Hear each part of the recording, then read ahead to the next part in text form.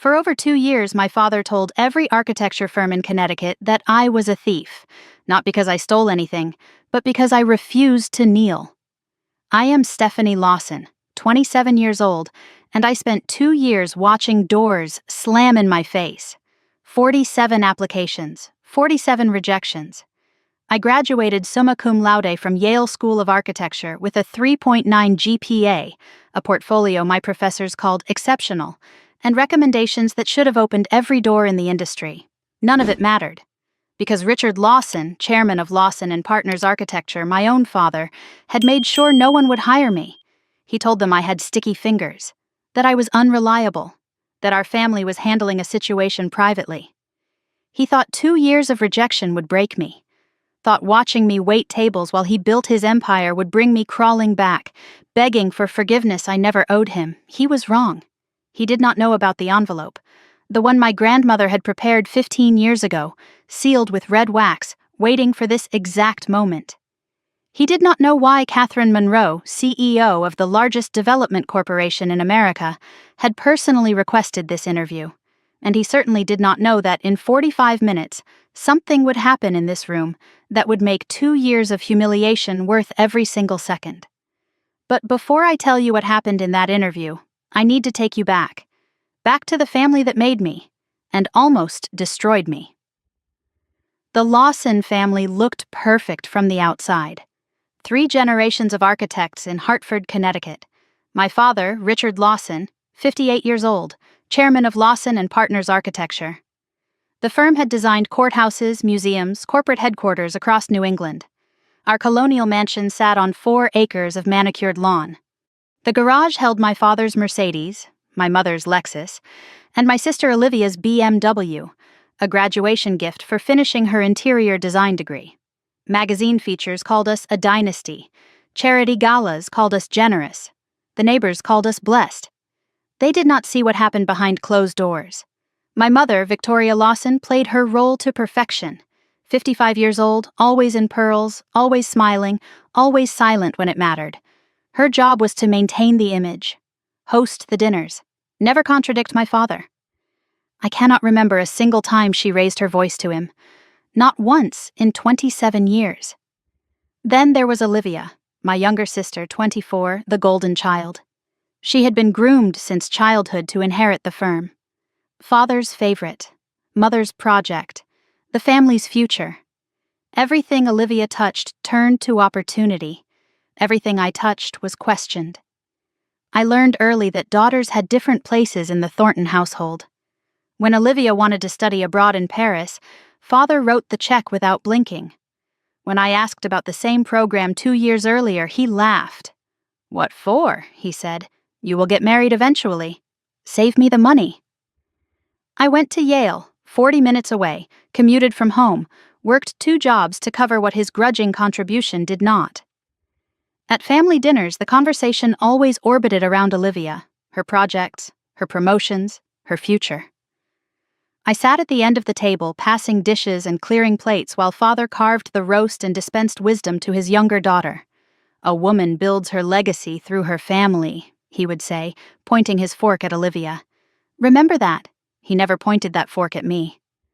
When I was 14, I overheard something I have never forgotten. My parents were in the kitchen, voices low, and I had paused outside the door. "Daughters do not need to create," my father said. "They need to follow. Stephanie will marry well. That is her job." I stood there in the hallway, frozen. That was the first time I understood. In my father's eyes, I was not a person with dreams. I was an asset to be managed, a problem to be controlled. That night, I called my grandmother. Before I could say a word, she spoke. "Your father told me what he said. And Stephanie, I want you to listen carefully. He is wrong.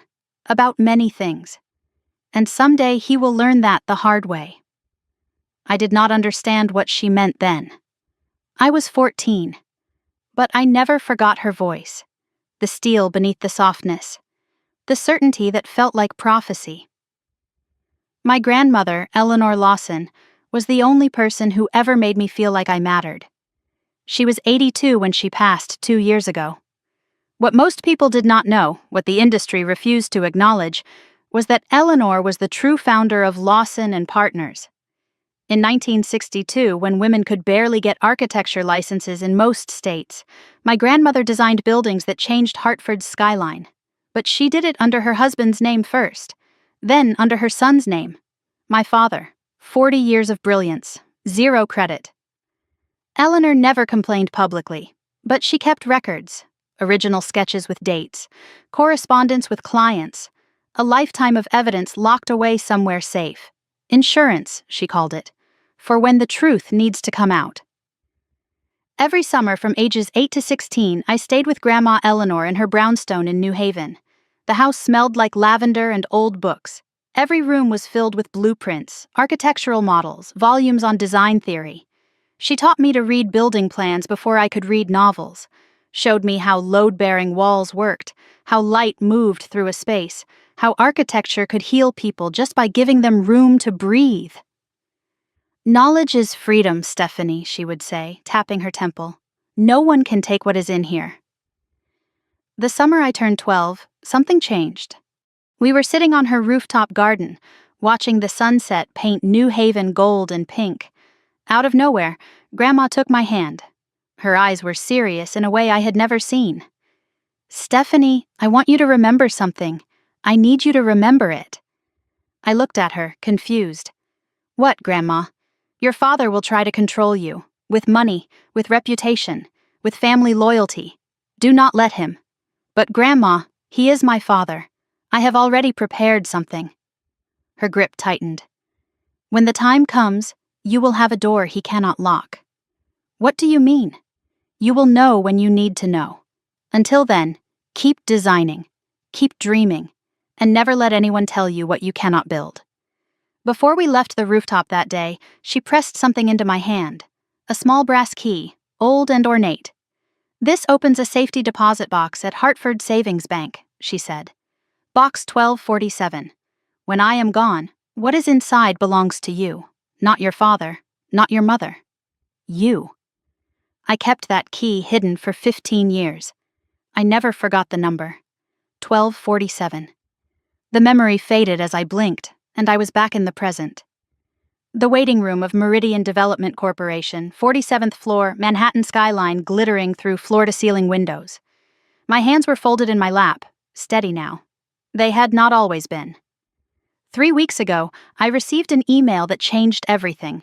An invitation to interview for the National Architecture Innovation Award, sponsored by Meridian. I had submitted my project, a community center design called the Resilient Center, with 0 expectations. A Hail Mary from a waitress who used to be an architect. I did not even know I had made finalist until that email arrived. Other candidates waited around me. 3 men in expensive suits, 1 woman with a Yale architecture tote bag.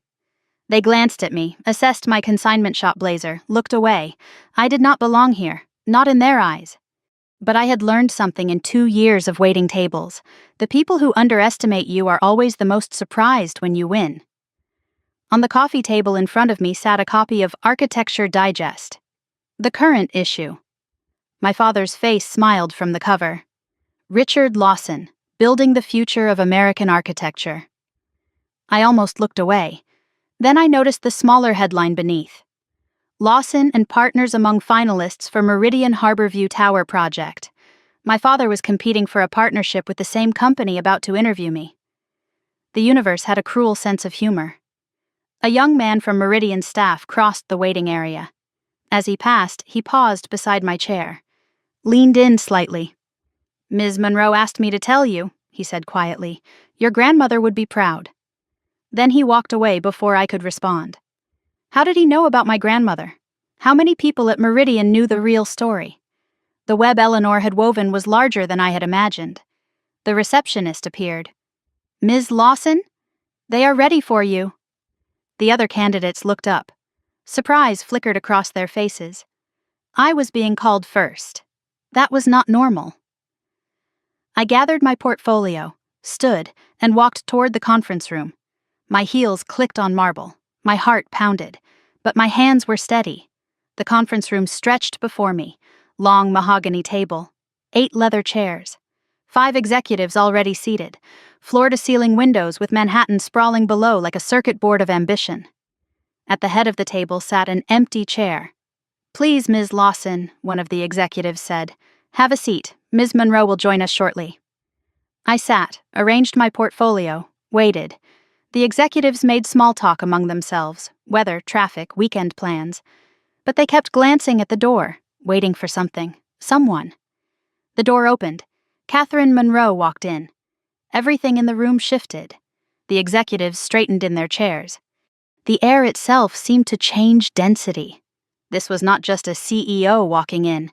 This was the woman who had built Meridian Development Corporation from nothing, who had broken every ceiling in a male-dominated industry, who had designed buildings in Dubai, Singapore, São Paulo.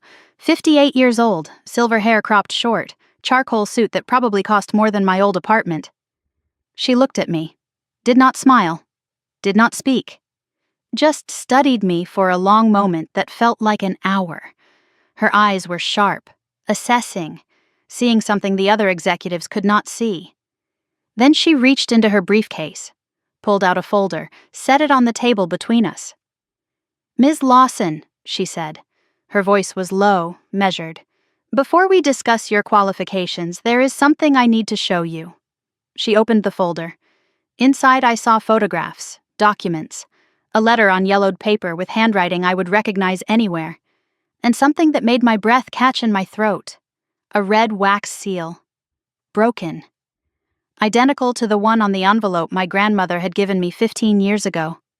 "I think," Catherine Monroe said quietly, "we need to talk about your grandmother."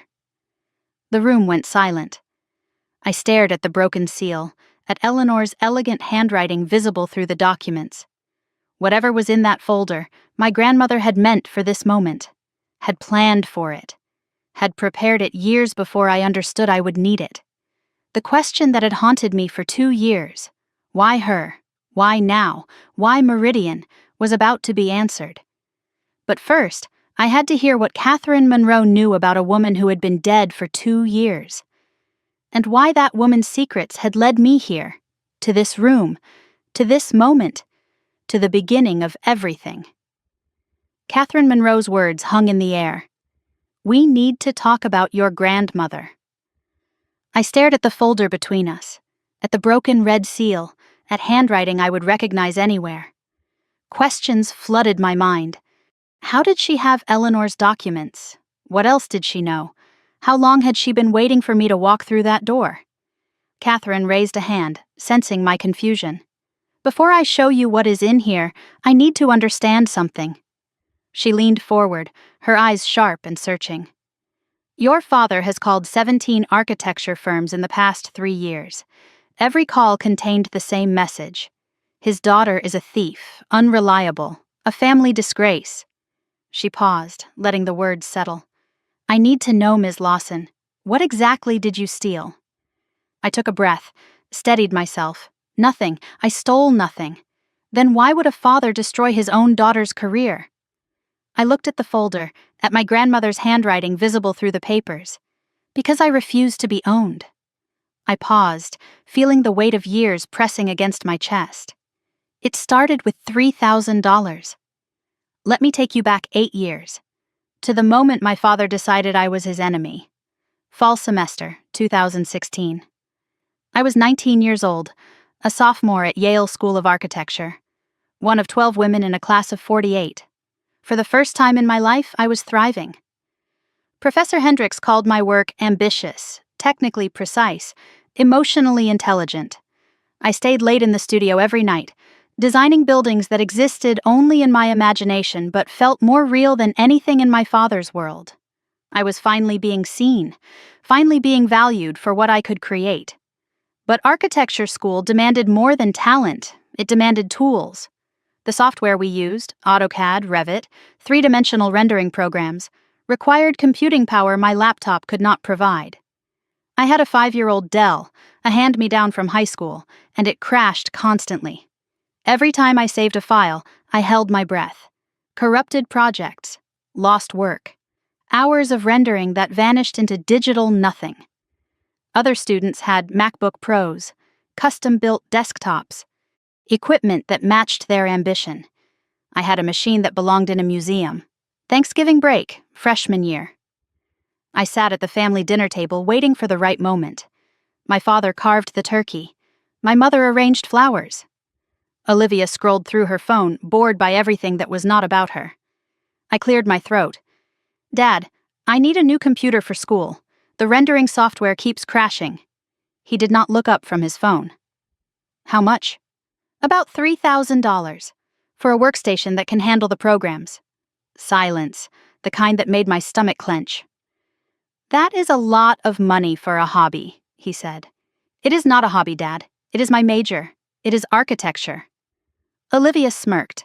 My mother studied her plate. My father finally looked at me, his expression unreadable. Fine, use the family card, but only for school expenses. Nothing frivolous. Do you understand? Yes, thank you. That was the end of the conversation. I thought it was simple. Permission granted, problem solved. 2 weeks later, I bought the computer. A Dell Precision workstation. Exactly what my professors recommended. $3,147, including tax. I kept every receipt. Emailed copies to my father's assistant. Called home to confirm. I got it, Dad. Thank you. His response was a grunt. Then he hung up. I thought that was the end of it. 3 months later, spring semester, I was in the architecture studio working on my midterm project when my phone buzzed. My father. He never called. Something cold settled in my stomach. Come home this weekend. We need to discuss something. His voice was ice. No warmth. No explanation. What is wrong? Just come home, Stephanie. He hung up before I could ask anything else. Saturday afternoon. The Lawson Mansion. I walked into the dining room and found my father at the head of the table, a credit card statement in his hand. My mother stood by the window, arms crossed, not meeting my eyes. Olivia was nowhere to be seen. Conveniently absent. $3,147. My father's voice was quiet, controlled. The kind of quiet that came before explosions. For the computer, you approved it. I approved school supplies, notebooks, maybe a printer. Dad, I told you exactly what I was buying. I sent receipts. I called to confirm. You did not ask permission. His voice rose, the control cracking. You went behind my back. You spent my money without proper authorization. Do you know what that is called? I called you. I explained. Theft. The word hit like a slap across the face. You stole from this family. The room tilted. I had asked. I had explained. I had documented everything. But Richard Lawson was not interested in facts. He was interested in control. This is what happens when I give you an inch, he continued. You take a mile.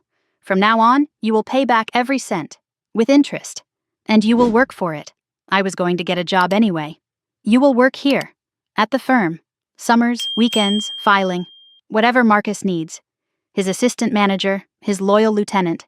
And until you have repaid your debt, you will remember what you are. His eyes were cold.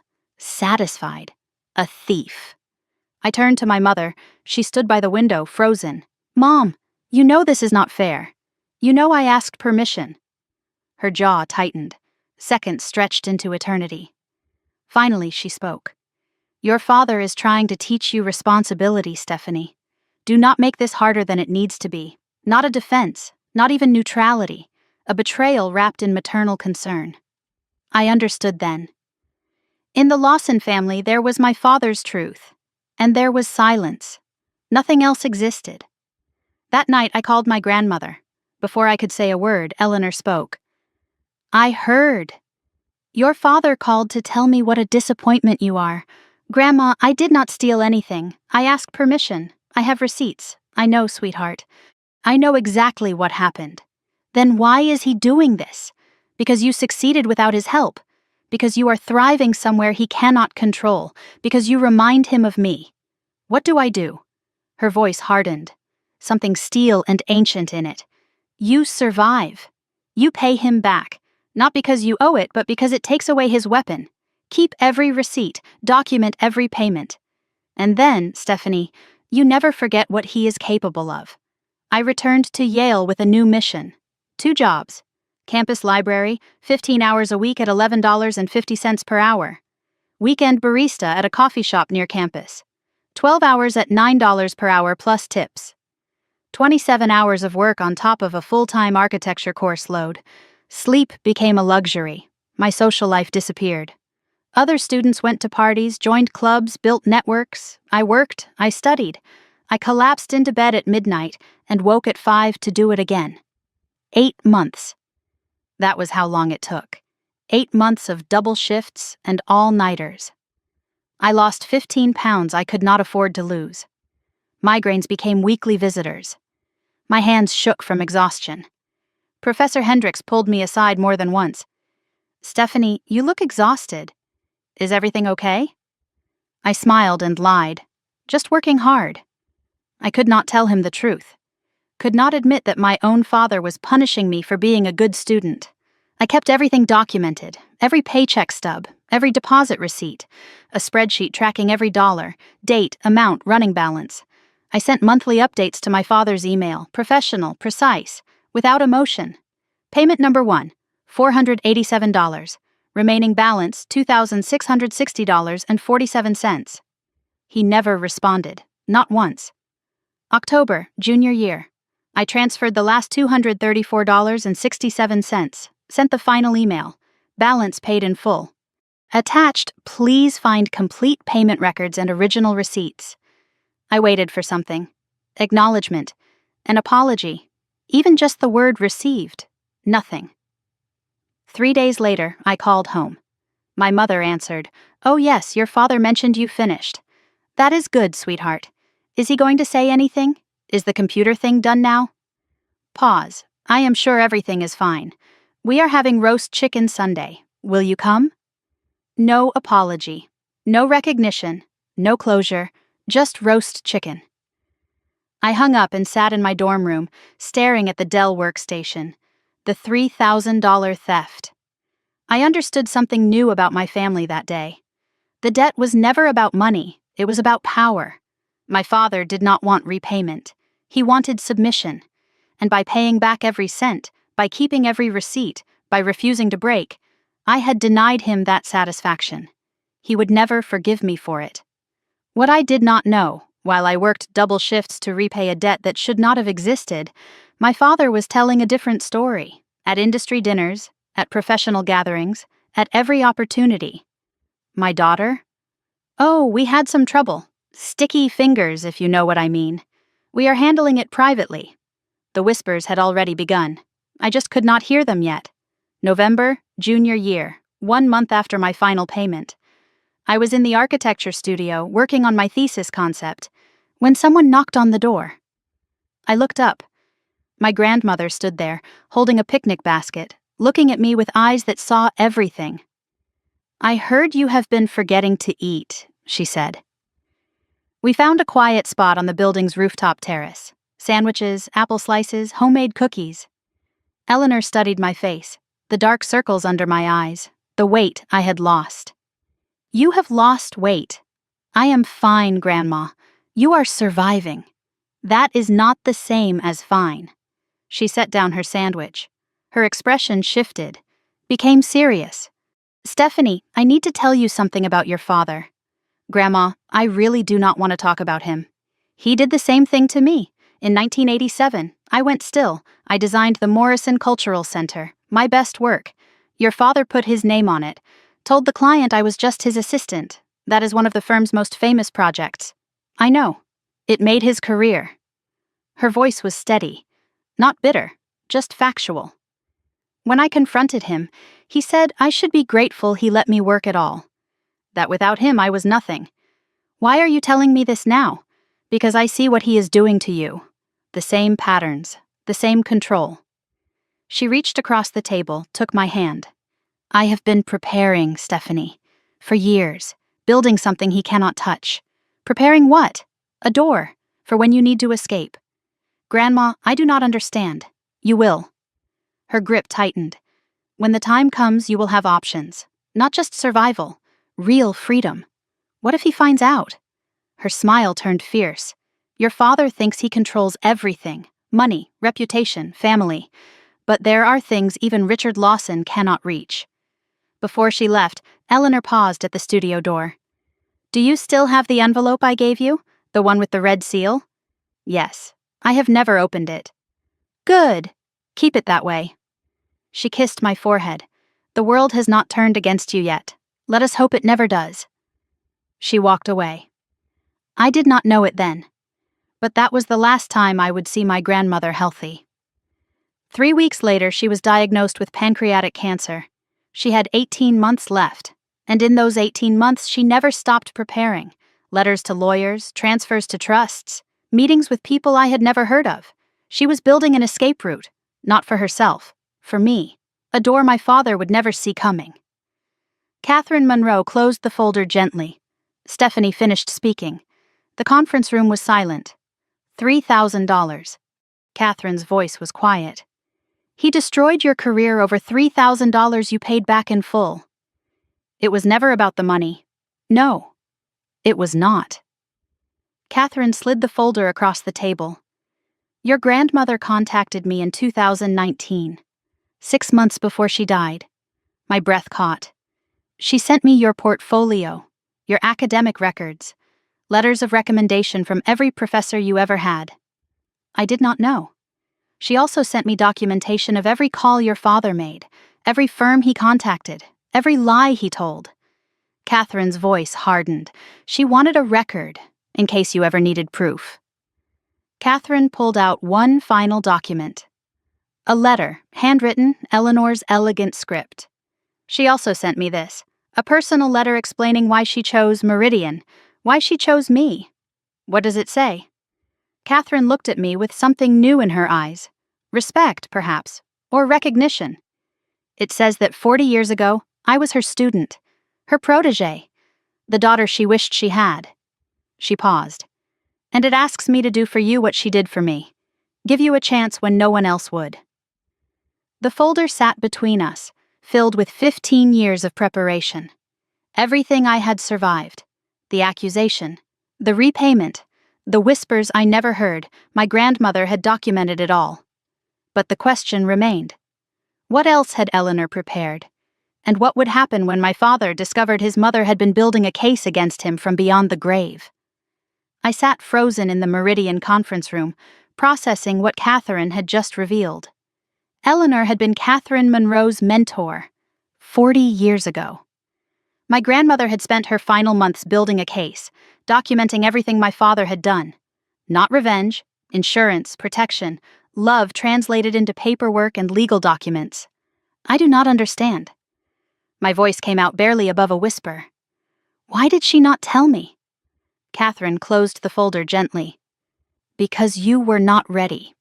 And because she knew your father was watching. Watching? Richard Lawson has sources everywhere, Ms. Lawson.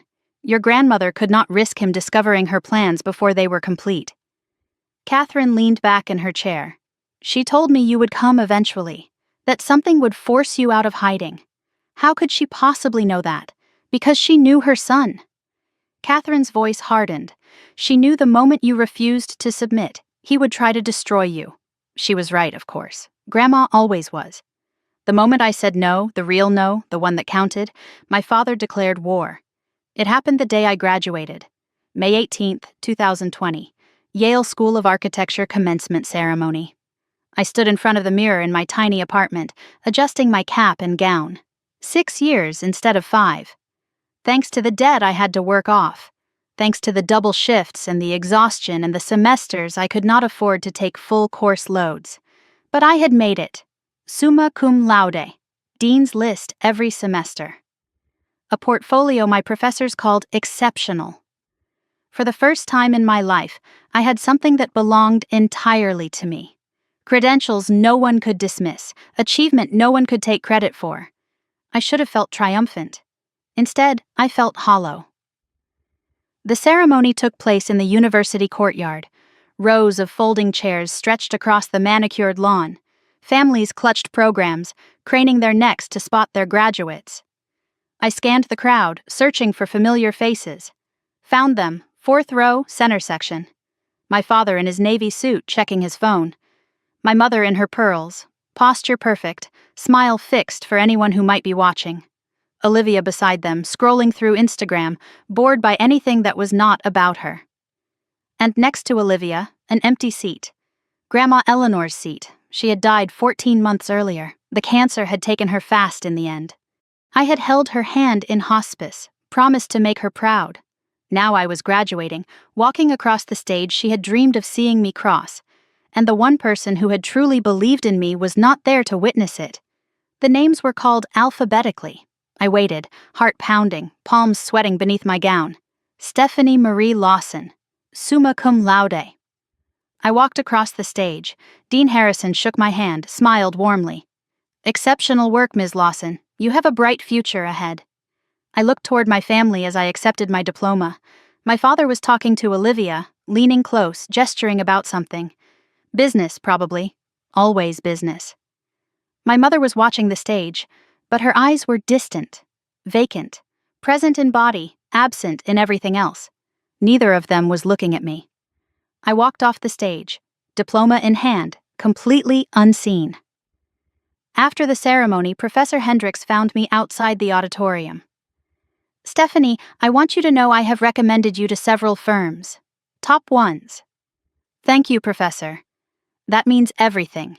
You have genuine talent. Do not let anyone tell you otherwise. He paused, studied my face like he could see the exhaustion beneath the smile. And do not let family politics hold you back. I have seen it happen to brilliant students before. I wondered how much he knew. Probably more than I realized. As I thanked him, I noticed my father across the courtyard. He was shaking hands with a silver-haired man in an expensive suit. Something about their interaction made me uneasy. The way my father smiled, the way the man nodded, the way they both carefully avoided looking in my direction. I did not recognize him then. I would learn his name later. Harold Whitmore, senior partner at Whitmore Architecture Associates, one of the firms I had already applied to. Lunch was at the Elm, Hartford's most exclusive restaurant. My father had reserved the private dining room, white tablecloths, crystal glasses. A waiter who knew the Lawsons by name. Congratulations, sweetheart. My mother raised her glass. To Stephanie. We clinked. I smiled, said thank you. The champagne tasted like disappointment. Before I could say anything about my plans, my father cleared his throat. I have an announcement. All eyes turned to him. Richard Lawson at the head of the table, commanding attention as always. As of next month, Olivia will be joining Lawson & Partners as design director. My stomach dropped through the floor. Olivia beamed. Thanks, Daddy. I have been preparing for this my whole life. You certainly have. Father raised his glass. To Olivia, the future of the Lawson legacy. Everyone drank. My hand trembled around my glass. Design director. Olivia was 22 years old, fresh out of a state school interior design program. Not architecture, interior design. A completely different field. I had just graduated summa cum laude from Yale School of Architecture. 6 years of training, a portfolio that professors called exceptional. But Olivia got the toast. What about Stephanie? My mother's voice was quiet, almost tentative. She just graduated too. My father waved his hand dismissively. Stephanie's situation is different. Different how? I kept my voice level, neutral. The way you learn to speak when you have been dismissed your whole life. You are not ready for a leadership role. You need seasoning. I have 6 years of training, a 3.9 GPA, a portfolio that won 3 student competitions. Portfolios do not run companies. He cut me off without raising his voice. Loyalty does. Discipline does. Knowing your place does. The table went silent. Olivia smirked into her champagne. Knowing my place. I repeated the words slowly. Let them hang in the air. You have always been headstrong, Stephanie. Independent. He said it like a diagnosis. Like a disease that needed treatment. Those traits need to be channeled properly. My mother placed a hand on my arm. Your father just wants what is best for you. But I saw it clearly now. This lunch was not a celebration. It was a reminder. Olivia was the future. I was an afterthought, just like always. Under the table, my phone buzzed. An email notification. I glanced down, hoping for distraction. R.E. Application. Whitmore Architecture Associates.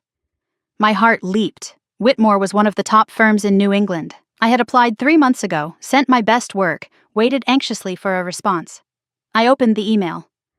After careful consideration, we have decided not to move forward with your application at this time. No explanation, no feedback, no invitation to reapply. Just a door quietly closed. After lunch, we walked to the parking lot. My father pulled me aside. A word before you go. My mother and Olivia waited by the car, watching.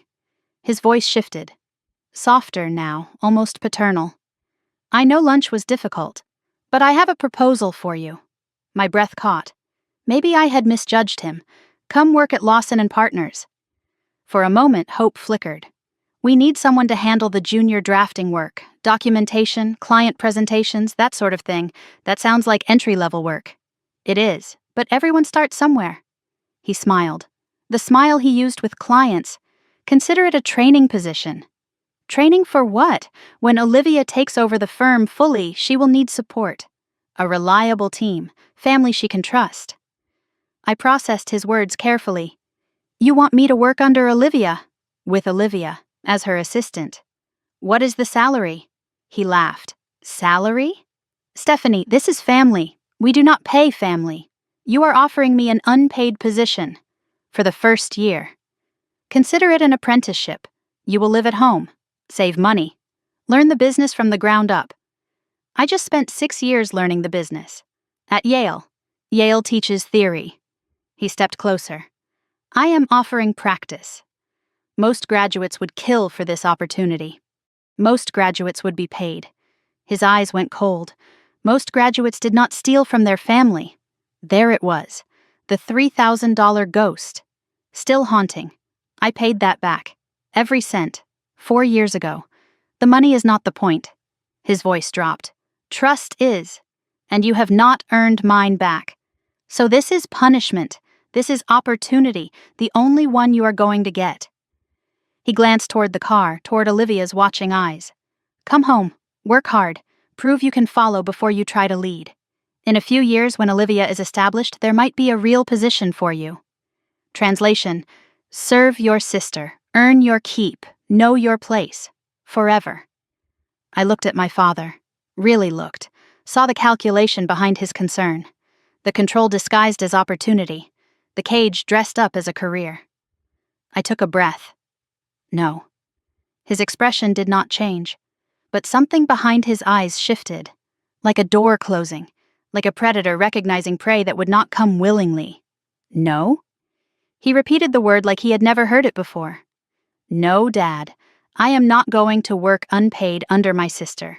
You are making a mistake.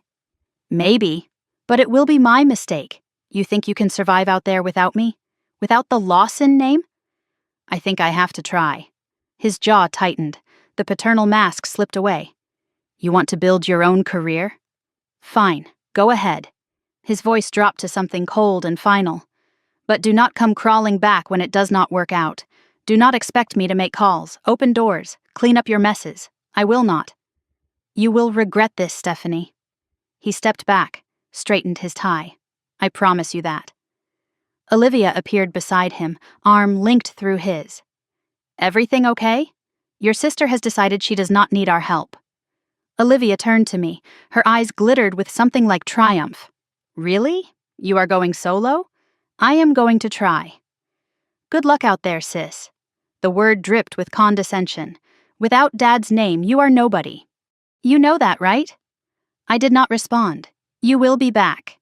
She laughed, bright and cruel. They always come back. And when you do, I will make sure there is a nice filing position waiting for you. She led our father toward the Mercedes, still laughing. My mother lingered behind. Her voice was barely audible. Stephanie, please, just say yes. Make this easier. Easier for who, Mom? For all of us. Her eyes glistened. You do not know what he is capable of when he is angry. Then tell me what he does. Silence. Her gaze dropped to the pavement. Just do not make him your enemy. Her voice cracked. He always wins. She walked away, pearls gleaming in the sunlight, spine perfectly straight, soul perfectly bent. I stood alone in the parking lot, diploma in my bag, future uncertain. I had said no. The word I had been afraid to say my whole life. It felt like freedom. It felt like falling. That night, I applied to 11 more architecture firms, sent my portfolio to every company within 200 miles. Surely someone would see my potential. Surely one door would open. By the end of the month, I had been rejected by all of them. The emails were almost identical. After careful consideration, not moving forward. Wish you the best. No interviews, no phone screens, not even a request for references. I did not understand it then. I would not understand for 6 more months, until a professor's phone call revealed the truth. Someone was making calls. Someone was telling lies. Someone was systematically closing every door before I could reach it. And my father always kept his promises. Catherine Monroe spread several documents across the conference table. I watched as she arranged them, my stomach tightening with each new page. The first call your father made was 3 days after graduation. 3 days? Whitmore Architecture Associates. The rejection email you received? Your father had already contacted their hiring director. I remembered the silver-haired man at the graduation ceremony. The handshake. The quick glance in my direction. That man. At the ceremony. He was Harold Whitmore. Yes. Catherine's voice was flat. Your father did not waste time. She spread more documents across the table. Whitmore was just the beginning. Within 6 months, your father had contacted 31 firms in Connecticut, Massachusetts, and New York. 31? The same message every time. His daughter had a history of theft. Problems with authority. Family scandal being handled privately. I felt sick. All those rejection emails. All those closed doors. All that silence. He blacklisted me before I even started. Yes. Catherine met my eyes. He declared war the moment you said no. She pulled out one more document, a printout of call logs, dates, names. But here is what your father did not count on. What? Your grandmother was documenting everything. Every call he made, she knew about. Every lie he told, she recorded. Catherine tapped the stack of papers. She could not stop him, but she made sure there would be evidence. For when you were ready to fight back. I did not even know there was a fight. There has always been a fight, Ms. Lawson. Catherine's expression was unreadable. The question is whether you are ready to finish it. 31 firms, 2 years of silence, a father's war against his own daughter, waged in whispers and phone calls and carefully worded warnings. And underneath it all, a grandmother's quiet documentation. Evidence I did not know existed. Protection I did not know I had. But knowing the truth was only the beginning. The next chapter of my story would take me from Yale graduate to waitress, from promising architect to woman scrubbing tables, and wondering if she would ever design again. Because when Richard Lawson declared war, he did not just close doors, he burned them. I stared at the documents spread across Catherine's conference table. 31 firms. 31 calls. 31 doors slammed shut before I could even knock. I did not know. My voice came out hollow. I thought I just was not good enough. That is what he wanted you to think. Catherine's voice was steady. Isolation works best when the victim blames themselves. She leaned forward. Tell me what those 2 years were like. After graduation. I closed my eyes. 2 years of silence. 2 years of rejection emails that said nothing and meant everything. 2 years of watching my savings drain away while I wondered what was wrong with me. It was like drowning in slow motion, and I did not even know someone was holding me under. Let me tell you about the 6 months that broke me, and the phone call that explained everything. November 2020, 6 months after graduation. My daily routine had become a ritual of rejection. Wake at 6 in the morning, check email, nothing. Spend the morning customizing cover letters and tailoring my portfolio for each application. Afternoon, refresh job boards and apply to anything remotely related to architecture. Evening, stare at my phone, willing it to ring. Night, lie awake in the dark, replaying every interview question I had never been asked, wondering where I had gone wrong. 47 applications sent, 47 rejections received. Or worse, silence. The kind of silence that makes you question your own existence. I had applied to firms in Hartford, New Haven, Boston, New York, big firms with glass towers, small firms with character, startups looking for fresh talent, established practices seeking junior architects. The response was always the same, a form email, after careful consideration. We have decided to pursue other candidates. Wish you the best in your future endeavors. No interviews, no phone screens, not even a request for references or additional portfolio samples. Just closed doors and form letters. My savings account told its own story. I had started with $4,200. Everything I had saved from working through college. My rent for the tiny studio apartment was $850 a month. Utilities, food, gas for the car I needed to drive to interviews that never came. By November, I was down to $1,100, 2 more months, maybe 3 if I stopped eating. Then I would have to move back home. The thought made me physically ill. Moving home meant surrendering, meant proving my father right, meant kneeling at his feet and begging for the unpaid position he had offered as a gift. I would rather sleep in my car. Late nights became torture sessions. I would spread my portfolio across the apartment floor and study each piece like it held some secret flaw I had missed. Was my work not good enough? Too ambitious? Too conservative? Not innovative enough? I redesigned my resume 11 times, changed the fonts, reorganized the sections, asked former classmates for feedback. "It looks great, Steph," they said. "I do not understand why you are not getting calls." Neither did I. The worst part was not the rejection. It was the silence. No one would tell me what I was doing wrong. No one would give me feedback or explain why my applications disappeared into void after void. Because I was not doing anything wrong. I just did not know it yet. One night, scrolling through Instagram when I should have been sleeping, I saw a post from a former classmate, Derek Morrison. He had been hired at Whitmore Architecture Associates, the same firm that had rejected me first, the same firm where Harold Whitmore had shaken my father's hand at graduation. In the comments, someone asked how he got the position. His response made my stomach turn. Just lucky, I guess. They said they had concerns about another candidate and went with me instead. Another candidate. Concerns. I stared at those words until my phone screen went dark. December 2020. The week before Christmas. I was sitting in my apartment, surrounded by rejection emails I had printed out like evidence of my own failure, when my phone rang. Professor Hendricks. My heart leaped. Maybe a recommendation had come through. Maybe someone had finally seen my potential. "Professor, do you have news?" Long pause. Too long. "Stephanie, I need to tell you something. And I am sorry I did not call sooner." The hope in my chest turned to ice. I had lunch with Harold Whitmore last week, old colleague from my days in practice. We were catching up and your name came up. "Whitmore? They rejected me months ago." "I know." I asked him why. "You were one of my best students. I could not understand it." My grip tightened on the phone. He was uncomfortable. "Said they had received information about you, from a senior industry figure."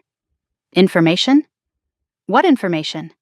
"That you had a history of theft, that you were difficult and unreliable, that your family was handling a situation privately." The room tilted, walls closing in. "Theft? That is not. I know." His voice was heavy. "I defended you. Told him it was nonsense, but the damage was done. How many firms?" My voice was barely a whisper. "I made some calls today. Reached out to contacts at other practices." Pause. "Everyone has heard the same thing, Stephanie. Someone has been calling, warning them about you. Someone. They will not say who directly, but the description is always the same. Older man, industry veteran, very well connected."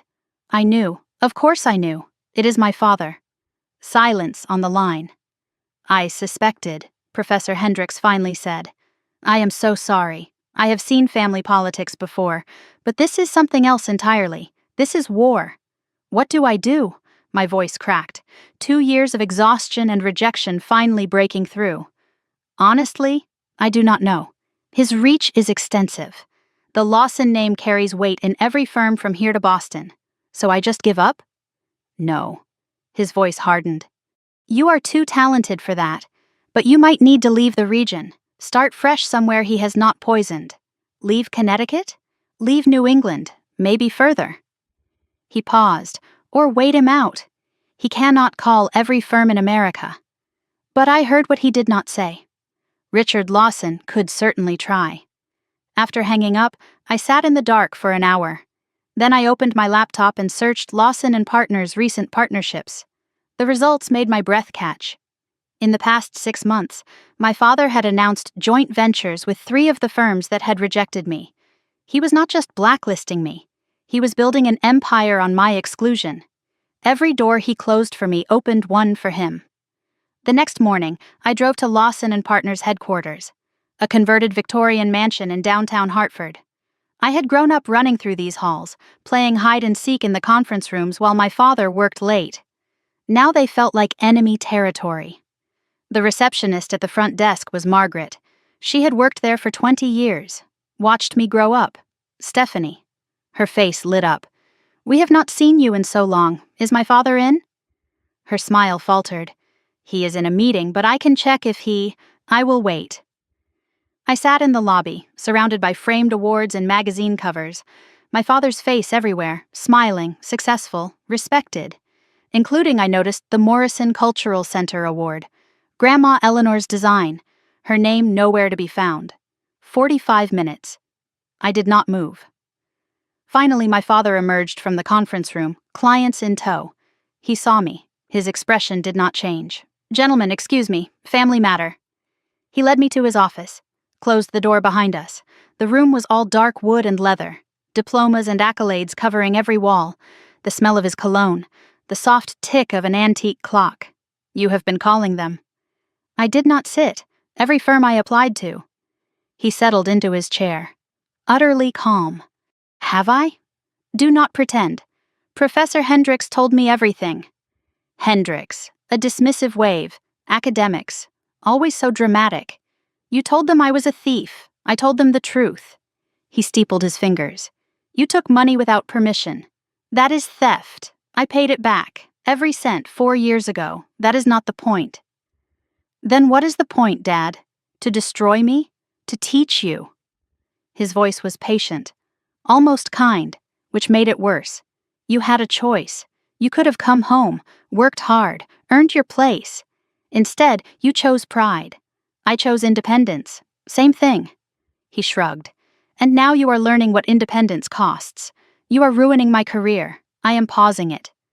He leaned forward. "When you are ready to come home, really ready, humble and grateful, I will make one phone call, just one, and every door will open." "And if I do not come back?" His smile did not reach his eyes. "Then I suppose you will have to find a different career." I stared at my father, the man who was supposed to protect me, the man who was methodically destroying my future to prove a point. "Why?" The word came out broken. "Why do you hate me so much?" Something flickered in his eyes. Not guilt, not regret. Annoyance. "I do not hate you, Stephanie. I am disappointed in you. There is a difference." He turned back to his computer. "Dismissing me. Close the door on your way out." I walked through the lobby, past the conference room where his meeting had been. Through the glass, I saw the attendees still gathering their things. One of them looked up. David Chen, senior partner at Chen and Associates, a firm I had applied to 3 weeks earlier. He met my eyes for a moment, then looked away quickly, shame flickering across his face. They were all in on it, the whole industry. And my father was the puppet master. I drove to the family home. Maybe my mother did not know. Maybe she could help. Last hope. Last family member who might still be family. Victoria was in the garden, pruning roses, pearls in place even for yard work. Always the image. Mom. She looked up, saw my face, went pale. "Stephanie, what is wrong? Did you know?" "Know what, sweetheart? Do not sweetheart me. Did you know Dad was calling every firm, telling them I am a thief?" Her pruning shears went still. Silence. That was answer enough. "How long?" My voice was barely a whisper. "He is your father. He knows what is best." How long? She flinched. Set down the shears. Since graduation. Her voice was almost inaudible. He said it was for your own good, that you needed to learn. And you just let him? What was I supposed to do? Something. Anything. Her eyes filled with tears. But she did not move toward me. You do not understand, Stephanie. Your father when he decides something. So you just watched. For 6 months. While he destroyed my career. While I thought I was going crazy. I thought you would come home eventually. You thought wrong. I stepped back. I am not coming home. Not now. Not ever. Stephanie, please. You made your choice, Mom. You chose him. Like you always do. I walked to my car, did not look back. Behind me, I heard my mother crying. I did not stop. As I drove away, my phone buzzed. Instagram notification. I should not have looked, but I did. Olivia had posted a photo, the whole family at dinner, celebrating Lawson and Partners' new strategic partnership. Caption: so grateful for family who always supports each other. I was not in the photo. I had not been invited. I had not even known about the dinner. I turned off my phone and drove until I could not see the mansion in my rearview mirror anymore. January 2021. Savings, $312. Rent due in 2 weeks, $850. No callbacks, no interviews, no hope. I sat in my apartment, surrounded by rejection emails, and faced the truth. I had 2 choices: call my father and surrender, or find another way. Surrender was not an option. I searched job boards, not for architecture positions anymore, for anything, retail, food service, cleaning, anything with a paycheck. Most places wanted experience I did not have. Then one listing caught my eye. Rosie's Diner. Waitress needed, no experience necessary, must be willing to work hard. Rosie's Diner was a small place on the outskirts of Hartford, checkered floors, vinyl booths, coffee that never stopped brewing. I walked in, resume in hand. Pointless, but habit. A woman looked up from behind the counter, 45, dark hair streaked with silver, eyes that had seen everything and judged nothing. You are not here for the eggs, are you? I am here about the job. She studied me. What is your story? I am an architect who cannot get hired. Why not? I hesitated, then decided on truth. My father blacklisted me from the industry. She did not blink. Sounds like you need more than a job. You need a place to land. I just need to survive. She nodded slowly. I can work with that. She extended her hand. Elena Martinez. Welcome to Rosie's. Minimum wage plus tips. Shifts are 6 in the morning to 2 in the afternoon, or 2 in the afternoon to 10 at night. I will train you myself. When can I start? Tomorrow morning. Be here at 5:30. I felt tears prick my eyes. Thank you.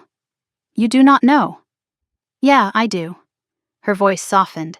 We all land somewhere, honey. The question is whether we get back up. She handed me an apron. I tied it around my waist. From Yale architecture graduate to diner waitress in 8 months. My father thought he had broken me. Thought I would come crawling back. He was wrong. I did not know it yet, but this diner would become my sanctuary. And Elena Martinez would become the mentor I did not know I needed. The war was not over. It was just beginning. 5:30 in the morning. January 4th, 2021. My first real shift at Rosie's Diner. The coffee was already brewing when I pushed through the back door, the smell hitting me like a wall. Burnt grounds and bacon grease and something that might have been hope. Elena handed me an apron without a word. Tied it yourself. You will be doing it 100 times. My feet were aching by 8. My back was screaming by noon. I dropped a tray of pancakes on day 2, spilled coffee on a customer's lap on day 3, watched the syrup slide across the checkered floor like my dignity melting away. Elena did not yell. She just handed me a mop and said, "Everyone breaks dishes. The good ones learn to carry more." At Yale, I was Stephanie Lawson, summa cum laude, future architect, design competition winner, professor's favorite. At Rosie's, I was just Steph, the new girl who could not balance a tray without trembling. No one asked about my degree. No one cared about my portfolio or my 3.9 GPA. I was invisible here. And for the first time in months, that felt like relief. I thought waitressing would be a temporary stop, A few months to save money, regroup, figure out my next move. I did not know it would become my life for 2 years. Or that Rosie's Diner would teach me more about survival than Yale ever did. The routine became my rhythm. Morning shift, 5:30 to 2 in the afternoon. Coffee pots filled before sunrise. Eggs cracked by the dozen. Bacon grease permanent on my clothes no matter how many times I washed them. The regulars started arriving at 6. Truck drivers needing fuel before long hauls. Construction workers grabbing breakfast before the job site. Nurses ending night shifts with exhausted eyes and grateful smiles. They wanted hot coffee, fast service, and someone who remembered their orders. I learned. Frank liked his eggs over easy with extra crispy hash browns. Maria wanted decaf but pretended it was regular so her daughter would not worry. Old Mr. Patterson came every day at 7:15, ordered the same oatmeal, and read the same newspaper from front to back. Small rituals, small kindnesses, a world my father would never understand. Minimum wage was $7.25 an hour. The real money came from tips. Good day, $60 to $80, bad day, $30 if I was lucky. I learned to smile through rudeness. Refill coffee before being asked. Remember names and orders and birthdays and anniversaries. Service industry humbles you fast, Elena told me one morning. Either you learn to see people as people, or you burn out. I learned. I had no choice. The physical toll came fast. My feet blistered the first month. I bought gel insoles with my first paycheck. My hands grew rough from hot plates and dish soap, calluses forming in new places. No longer from drafting pencils and architectural models. Now from carrying 4 plates at once and scrubbing grease traps at closing time. I lost more weight, gained it back slowly when Elena started feeding me end-of-shift meals. "You are too skinny," she would say, sliding a plate of meatloaf in front of me. "Eat. It is not pretty, but it is protein." I ate, gratefully. No one at Rosie's knew I had a Yale degree. No one knew my father was Richard Lawson, industry titan. No one knew I had been blacklisted from my own profession by my own blood. I was just Steph, waitress, nobody. There was freedom in that, and grief. Some mornings, carrying plates of eggs to strangers, I would catch my reflection in the chrome coffee machine. Distorted, unrecognizable. The girl who designed buildings was becoming the woman who served breakfast. I did not know if that was survival or surrender. One morning, a customer left a magazine on his table. Architecture Digest. I picked it up to throw it away, and my father's face stared back at me from the cover. Richard Lawson, building the future of American architecture. I stood there, frozen, holding the magazine like it might bite. Elena appeared beside me, took it gently from my hands. "Old life?" I nodded. She threw it in the trash without another word, did not ask questions, did not push, just protected me from something I could not protect myself from. 3 months into the job, slow afternoon. The lunch rush had ended and the dinner crowd had not started. Elena and I were wiping down tables, working in comfortable silence. "Can I ask you something?" I said. "You can ask. Doesn't mean I will answer. How did you end up here, running a diner?" Her cloth stopped moving. "You mean what is a smart woman like me doing in a place like this?" "I did not mean it like that. I know," she smiled, sad and knowing. "I was a CPA in my previous life, 15 years at a Hartford accounting firm. Good salary, corner office, the whole dream. What happened?" Her eyes went distant. "My husband got sick. Cancer, the aggressive kind. I took time off to care for him. 3 months became 6, 6 became a year. I am sorry. He died on a Tuesday morning." She said it matter-of-factly, but her voice trembled underneath. Beautiful spring day. Birds singing, all that poetic nonsense. When it was over, I went back to work. My position was filled. No one wanted to hire a 42-year-old accountant with a gap in her resume. That is not fair. Corporate world has no room for grief. She shrugged. No room for life happening. "So you bought a diner? With his life insurance. The original owner was retiring. The price was right. I did not know anything about running a restaurant. Learned as I went. Made every mistake you can imagine. Do you miss accounting? Sometimes?" She looked around the diner, the worn booths, the regulars nursing coffee, the chaos of the kitchen. The numbers were clean, made sense. But here I matter, not to a spreadsheet, to people. She nodded toward the window. Frank's wife left him last year. He comes here because we remember his name. Mrs. Patterson's husband died in 2019. She comes here because we ask about her grandkids. She turned to me, eyes serious. That is worth more than a corner office. You think I am failing because I am here. I said it quietly. The fear I had not spoken aloud. You are not failing, Steph. You are in transition. Transition to what? That is for you to figure out. She put a hand on my shoulder. But do not you dare let them make you small. My throat tightened. My father. Your father sounds like a man who measures worth in power. That is his problem, not yours. She squeezed my shoulder and walked away. That night, I went home and pulled out my laptop for the first time in weeks. I did not apply to architecture firms. There was no point. Instead, I opened a blank design file and just drew. Nothing specific, just lines and shapes and spaces. The way light might fall through a window. The curve of a wall that would make someone feel held instead of trapped. It felt like breathing after holding my breath for months. I stayed up until 3 a.m. The next day, exhausted but strangely lighter, I showed up to my shift on time. Elena noticed the change. She did not say anything, just smiled. Saturday afternoon, late February. The lunch rush was ending, and I was clearing tables near the back. The bell over the door chimed. I looked up. My father walked in, Olivia beside him, 2 men in expensive suits behind them, business associates, an audience. My blood went cold. Richard scanned the diner. His eyes found me immediately. His smile was sharp, satisfied. Well, well. His voice carried across the room. What a coincidence. It was not a coincidence. I knew that instantly. He had come here on purpose. He had brought witnesses. Table for 4, please. He was talking to me, making sure everyone knew I was the waitress here. Booth or counter? My voice did not shake. Small victory, booth. By the window. I want everyone to see us. I led them to a booth, handed out menus. My hands were steady. Years of my father's cruelty had trained me for this. Stephanie, say hello to Robert and James, partners at Morrison Bradley Architecture. The 2 men looked uncomfortable. They had not known this was the plan. Hello. I did not offer my hand. I was a waitress here, not a colleague, my daughter. Richard's voice rose, loud enough for the tables around us to hear. Yale graduate. Decided corporate architecture was not for her. Prefers the service industry now. Olivia laughed, high and cruel.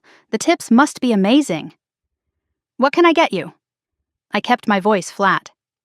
Richard made a show of studying the menu. What do you recommend? You must know this menu by heart by now. The Reuben is popular. Is that what you eat? Staff meals? He turned to his companions. She always did have simple tastes.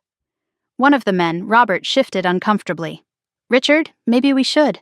4 Reubens. And coffee. Make sure it is hot. I wrote it down, walked away. Behind me I heard Olivia giggle. I cannot believe she actually works here. In the kitchen my composure cracked, hands shaking as I clipped the order to the line. Eyes burning. But I would not cry. Not here. Not because of him. Elena appeared beside me. I saw. You okay? That is my father out there. Her eyes went hard. The one who... Yes. She looked through the service window at Richard Lawson, holding court in her diner. You want me to spit in his coffee? Despite everything, I almost laughed. No, I want to serve him his food, take his money, and watch him leave. Why? Because that is what he does not want. He wants me to cry, to run, to break. I took a breath. I will not give him that. I carried out 4 Reubens, 4 coffees, set them down perfectly, not a drop spilled. Anything else? Richard watched me, waiting for the crack. No, this will do. I turned to walk away. Stephanie, I stopped, did not turn around. You know, there is still a position available at the firm. Filing, administrative work. It is not too late to come home. Now I turned, looked him in the eye. I am home, Dad. I walked away. Behind me, silence. When Richard's group finally left, I found their table. The check was paid, cash, exact amount, no tip.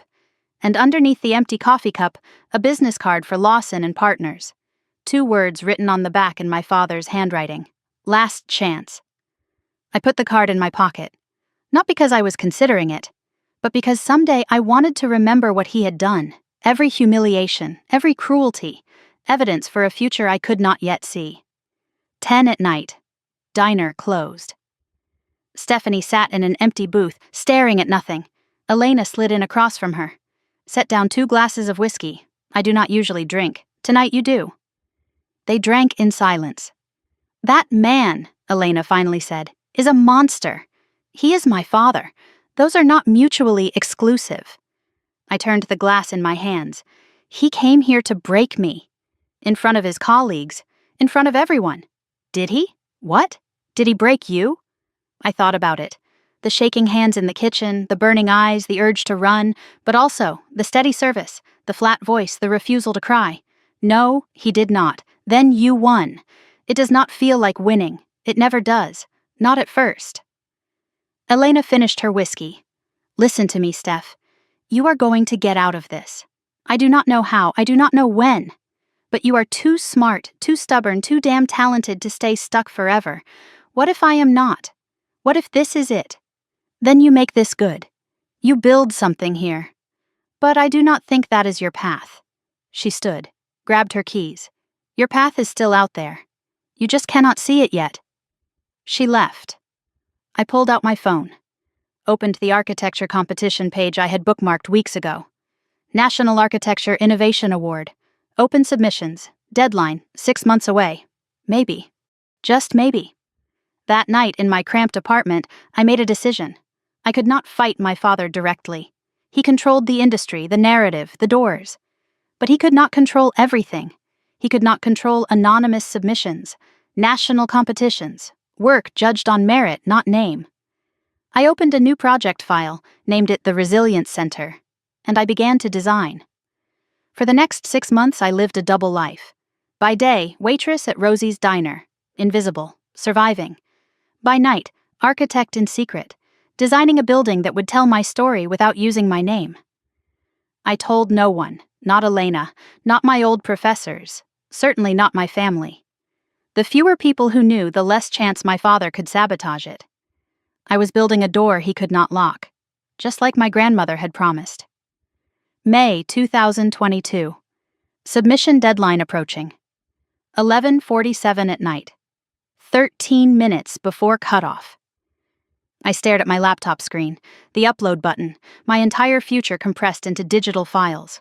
I had used my own name, Stephanie Lawson, not Lawson and Partners, just me. If my father found out, he would destroy it somehow. Find a way to poison this too. But I was done hiding, done being afraid. I pressed submit and waited. May 2022, the moment after pressing submit. I stared at the confirmation screen until my eyes burned. Your submission has been received. Finalists will be notified within 90 days. 90 days. 3 months of not knowing. I closed my laptop and looked around my cramped apartment. Design files scattered across every surface. Coffee cups with dried rings at the bottom. Takeout containers I kept forgetting to throw away. 6 months of my life compressed into one digital file, now floating somewhere in cyberspace. Being judged by strangers who did not know my name meant anything. The next morning I went back to Rosie's Diner, tied my apron, poured coffee, smiled at regulars. No one knew what I had done the night before. No one knew about the Resilience Center, or the competition, or the hope I was terrified to feel. I kept it locked inside, a secret garden growing in my chest. If I spoke it aloud, my father might somehow hear, might somehow destroy it the way he destroyed everything else. So I stayed silent, and I waited. But to understand what I built and why, I need to take you back further. To the summer I was 12 years old, and my grandmother showed me what architecture really meant. Summer of 2007. I was 12, spending 2 weeks at Grandmother Eleanor's brownstone in New Haven. The house smelled like lavender and old paper, the scent of a lifetime spent creating things that mattered. Every room was filled with books and blueprints and architectural models, evidence of a mind that never stopped designing. On the third day of my visit, Eleanor led me up to the attic. A narrow staircase I had never noticed before, hidden behind a door I had always assumed was a closet. "I want to show you something I have never shown anyone else," she said. The attic was not what I expected. No dusty boxes or forgotten furniture. Instead, it was a small room, climate-controlled, locked with a key Eleanor wore on a chain around her neck. Inside were filing cabinets, flat files for storing large documents, rolled blueprints organized by decade, an archive of a lifetime's work. "What is all this, Grandma?" "My real work." She turned on the lights, revealing rows and rows of carefully preserved documents, the buildings they put your father's name on. She pulled out a set of blueprints and spread them across a large table. The Morrison Cultural Center, 1987, your father's breakthrough project. I recognized the building. Everyone in Hartford did. It had won awards, been featured in magazines, made my father's reputation. "I know this building. Dad has the award in his office. He has my award in his office." Her voice was steady. Not bitter, just factual. I designed every room, every angle, every window placement. When I presented it to the client, your father introduced me as his assistant. I did not understand. "Why did you not say something?" "I did. Once. Your grandfather told me to be grateful I was allowed to work at all. Your father said if I made trouble, he would remove me from the firm entirely. So you just let them take credit?" I survived. Her eyes met mine. "There is a difference." She sat down on a worn leather chair and pulled me close. "I am telling you this not to make you hate your father. He is already doing that to himself." "Then why?"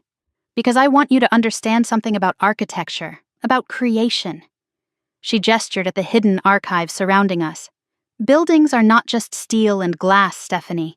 They are stories. They are shelter. They are the physical shape of how we care for each other." "I do not understand." "You will. Someday you will design something. And when you do, I want you to remember this. The best buildings are not monuments to the architect. They are gifts to the people who use them." Gifts? Spaces where people feel seen, feel safe, feel human. Her eyes were bright with something I could not name. That is what I tried to create, even when no one knew my name was behind it. I looked around the archive. Decades of work, hundreds of designs, all hidden, all stolen. "Grandma, I want to be an architect, like you." She smiled, the real smile, the one she saved for moments that mattered. "Then promise me something. Anything. Promise me you will build for people, not for credit. That you will create spaces that heal, not just impress. I promise. And promise me one more thing." Her grip tightened on my hand. "When your father tries to take credit for your work, and he will try, you will not let him. You will fight in ways I never did." I did not fully understand then, but I nodded. "I promise, Grandma." She kissed my forehead. "That is my girl." Before we left the attic that day, Eleanor pressed something into my hand. A small brass key, old and ornate. "This opens a safety deposit box at Hartford Savings Bank. Box 1247. When I am gone, what is inside belongs to you, not your father, not your mother, you." I kept that key hidden in my jewelry box for 15 years. I never forgot the number. 1247. I just never had the courage to use it. Not until now. My eyes refocused on the Meridian conference room. I had been silent for a long moment, lost in memory. Catherine Monroe waited patiently. "Your grandmother," she said softly. "She shaped how you see architecture. She shaped everything. I can see that in your competition entry. The Resilience Center." Catherine pulled out a printed copy of my submission. "Tell me about this design." The Resilience Center was not just a building. It was an answer to 2 years of invisibility, 2 years of being told I was worthless. A community hub designed for people pushed to society's margins. Single mothers needing affordable childcare while they worked 2 jobs. Veterans struggling to reintegrate, needing space that did not feel institutional. elderly isolated from family, needing connection without condescension, immigrants finding their footing, needing resources without bureaucratic coldness. Every choice in the design was intentional, natural light in every room, because I knew what it felt like to work in windowless spaces, to feel forgotten in dark corners, open sightlines but private corners, because dignity requires both community and solitude. Sometimes you need to be seen, sometimes you need to hide, childcare adjacent to job training. Because I had watched single mothers at Rosie's juggle impossible logistics, leaving children with strangers so they could learn skills that might lift them out of poverty. A central courtyard with varied seating. Because Mr. Patterson came to the diner every day just to feel less alone. Because connection should not require money, materials that were warm but durable. Because the people who needed this space deserved beauty, not just function. Because dignity is not a luxury. But emotion alone did not win competitions.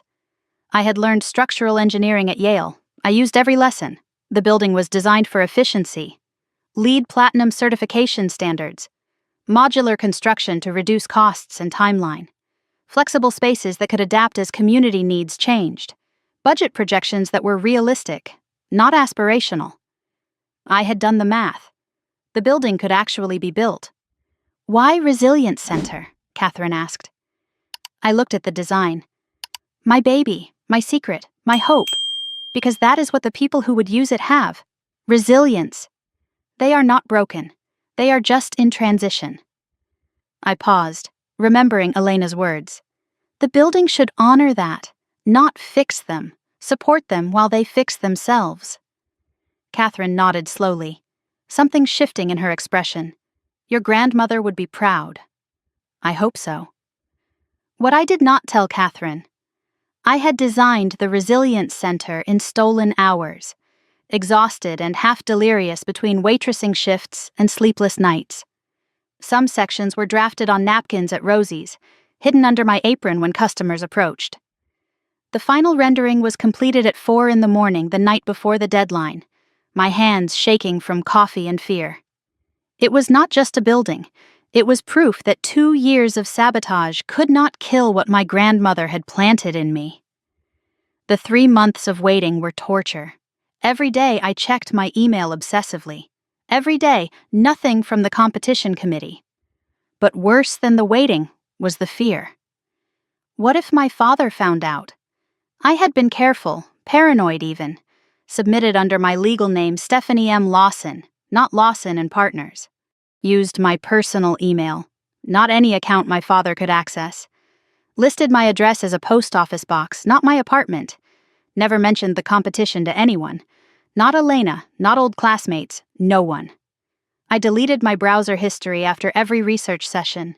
If my father searched for my name in connection with architecture, he would find nothing. But paranoia could not cover everything. July 2022. 2 months after submission. I was scrolling through Instagram during my break at Rosie's when I saw Olivia's latest post. Lawson and Partners summer party, champagne glasses and designer dresses, and my father's smile lighting up the frame. I almost scrolled past. Then I saw the caption. Exciting news coming soon. Big announcement about a major partnership. Dad has been working on something huge. Partnership with whom? What announcement? My mind raced. The competition winner would be announced publicly. Industry publications would cover it. If I won, if I even placed, my father would find out. And then what? That night, I could not sleep. I pulled out my laptop and searched National Architecture Innovation Award sponsors. The results made my stomach drop. The award was sponsored by Meridian Development Corporation, one of the largest development firms in America.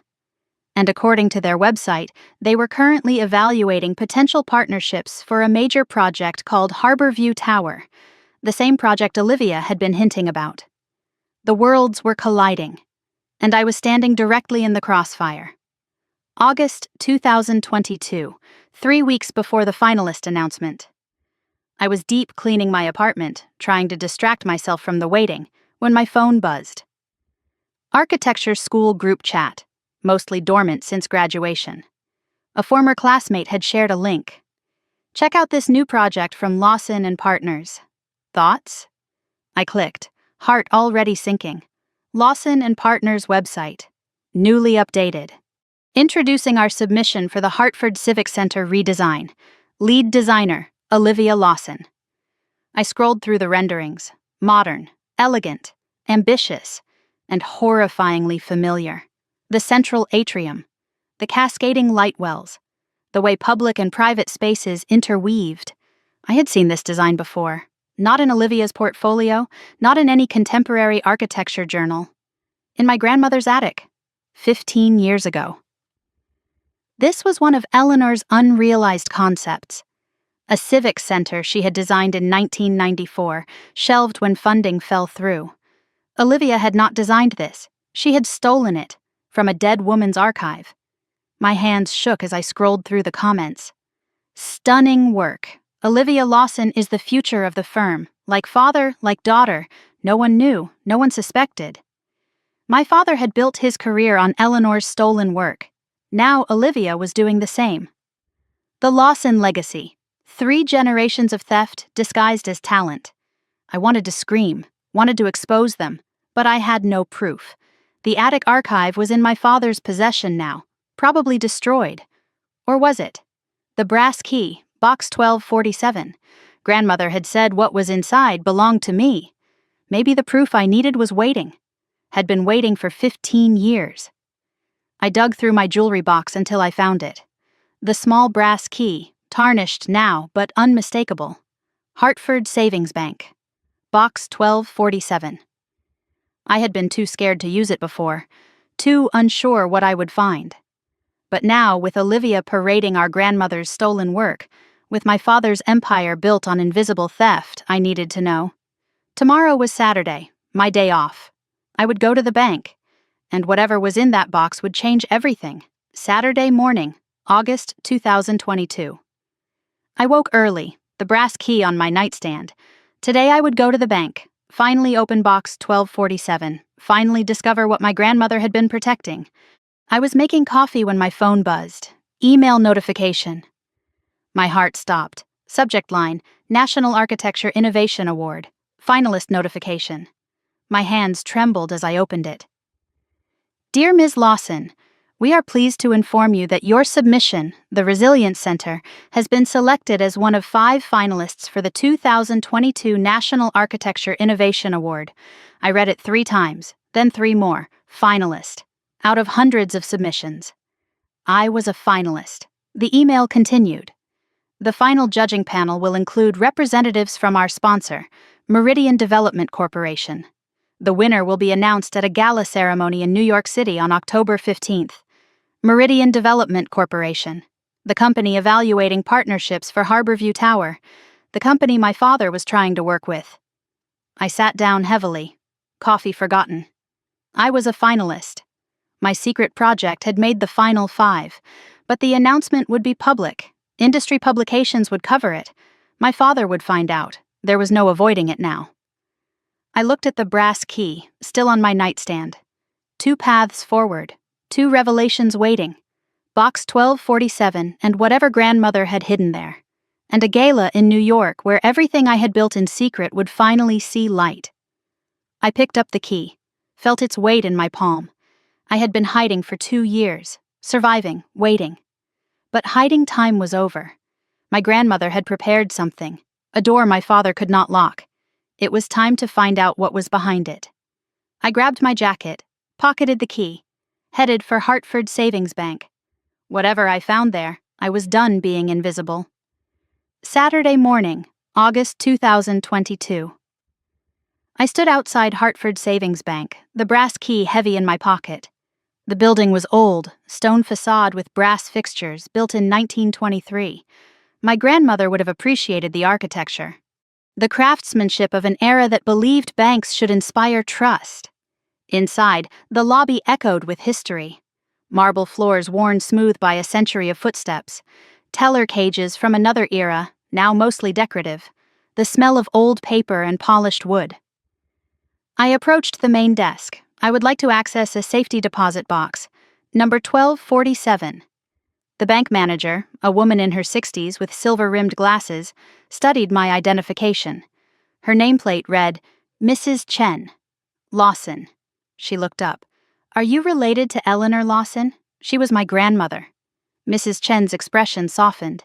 She was a remarkable woman. I am sorry for your loss. You knew her? She came in every few months, always alone, always asked me not to mention her visits to anyone. She paused, something shifting in her eyes. She said someday her granddaughter would come with a brass key. She told you about me? She said you would come when you were ready. Mrs. Chen smiled sadly. I have been waiting 18 months. Mrs. Chen led me to the vault.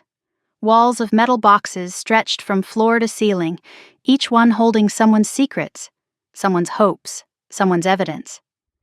Box 1247 was in the middle row, not too high, not too low. Eleanor had chosen carefully, as always. I inserted the key, turned it. The box slid out, heavier than I expected. Take your time, Mrs. Chen said. I will give you privacy. She closed the vault door behind her. I was alone with whatever my grandmother had hidden for 15 years. Inside the box, I found a thick manila envelope sealed with red wax. Eleanor's signature. A leather-bound journal, worn with age. A USB drive labeled Archive Backup, 1962 through 2019. A smaller envelope with Open Second written in Eleanor's hand. And at the bottom, a handwritten letter. The letter on top, meant to be read first. My dearest Stephanie, if you are reading this, I am gone, and you have finally needed the door. Everything in this box is yours. The evidence, the truth, the ammunition. Use it wisely. Use it when you are ready. And remember, the best revenge is not destruction. It is building something they cannot tear down. I love you, always. Grandma Eleanor. My hands trembled as I lifted the leather journal.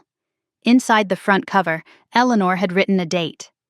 February 3rd, 2021, last entry, 3 days before she died. I had visited her in hospice that same week, held her hand as she slept. I had not known she was still writing, still preparing. Even in her final days, my grandmother had been building a door. The memory came flooding back. February 2021, 18 months earlier, Hartford Memorial Hospice. Room 412. The smell of antiseptic and dying flowers. The soft beep of monitors measuring the distance between life and death. Eleanor Lawson, 82 years old, barely recognizable against the white sheets. The cancer had taken everything. Her weight, her strength, her sharp edges that had protected me my whole life. But her eyes were still clear. Still Eleanor. I sat beside her bed, holding her paper-thin hand, watching her chest rise and fall in shallow breaths. You came. Her voice was barely a whisper. Of course I came. I squeezed her hand gently. I come every day. Your father? He was here this morning, for 10 minutes. Her laugh was more cough than sound. 10 minutes, for his dying mother. Grandma, do not exhaust yourself. I am dying, sweetheart. Her eyes found mine with sudden intensity. I can say whatever I want. Her grip tightened, suddenly strong. Listen to me. I do not have much time. Grandma, your father will move fast after I am gone. He will take everything he can, the archives, the designs, the narrative. What do you mean? He has been waiting for me to die, waiting to rewrite history. I do not understand. Her eyes burned with the last of her fire. I have prepared, Stephanie. Everything I could not protect while alive, I have protected for after. The safety deposit box? That, and more. She coughed, a terrible rattling sound that shook her whole body. Robert Ashford, my lawyer. He has instructions. After the funeral, he will find you. What instructions? The door, sweetheart. The door I promised you. Her eyes were closing, the effort of speaking exhausting her. Grandma, please. Just rest. Promise me. Her voice was barely audible. Promise me you will not give up. No matter what he does, I promise. Promise me you will build something beautiful, something true. I promise, Grandma. I promise. She smiled, the real smile, the one I had known since childhood. That is my girl. Her eyes closed. 3 days later, She was gone. I was there when Eleanor took her last breath. The room was quiet. No machines.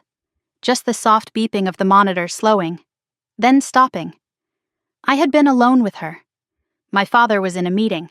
My mother was indisposed. Olivia did not come at all. Eleanor Lawson, founder of an architectural dynasty, died with only her granddaughter at her side, and in her final moment she had squeezed my hand. One last time. One last message. Do not give up. February 8th, 2021. St. Michael's Episcopal Church, packed with Hartford's elite, politicians, developers, architects, everyone who was anyone. They came to mourn Eleanor Lawson, matriarch of the Lawson dynasty, or rather, they came to be seen mourning. I arrived early, took a seat in the 4th row, close enough to see, far enough to breathe. When my family arrived, they walked past me without acknowledgement. Father, mother, Olivia, straight to the front row, reserved seats, family only. I was not family anymore. Not in any way that mattered. My father took the podium. Impeccable black suit, practiced grief, calculated pauses. My mother was a remarkable woman. He surveyed the crowd, making sure everyone was paying attention. She supported this family, this firm, for over 60 years. Supported, not built, not created. Supported. She was there when I founded Lawson and Partners. She believed in my vision, his firm, his legacy. My nails dug into my palms. Everything we have accomplished we owe to her quiet strength, her steady presence. Quiet, steady, invisible. Richard Lawson was eulogizing his mother and erasing her at the same time. No mention of her designs, her innovations, her stolen brilliance, just support and presence and quiet strength. The same words he used to diminish me. Movement in the front row caught my eye. My mother, Victoria, was crying. Not the delicate tears of public grief. Real crying, shoulders shaking. I had never seen her lose composure. Not once in my entire life. For a moment I wondered if she was grieving Eleanor, or herself. Then my father reached over and gripped her arm. Firm, warning. Victoria's shoulders stilled. The crying stopped. She sat up straight, dabbed her eyes, became perfect again. I watched my mother disappear behind the mask and understood something terrible. Victoria Lawson was as trapped as she had ever been. After the burial, there was a reception at the Lawson mansion. Catered food, expensive wine, empty condolences. I stood in a corner, watching strangers praise my grandmother without knowing her. Without knowing anything true about the woman who had built the empire they were all admiring. No one spoke to me. No one acknowledged my presence. I was a ghost at my own grandmother's funeral. Across the room, I saw my father speaking with a man in a charcoal suit. Distinguished, silver-haired, watching the room with sharp eyes.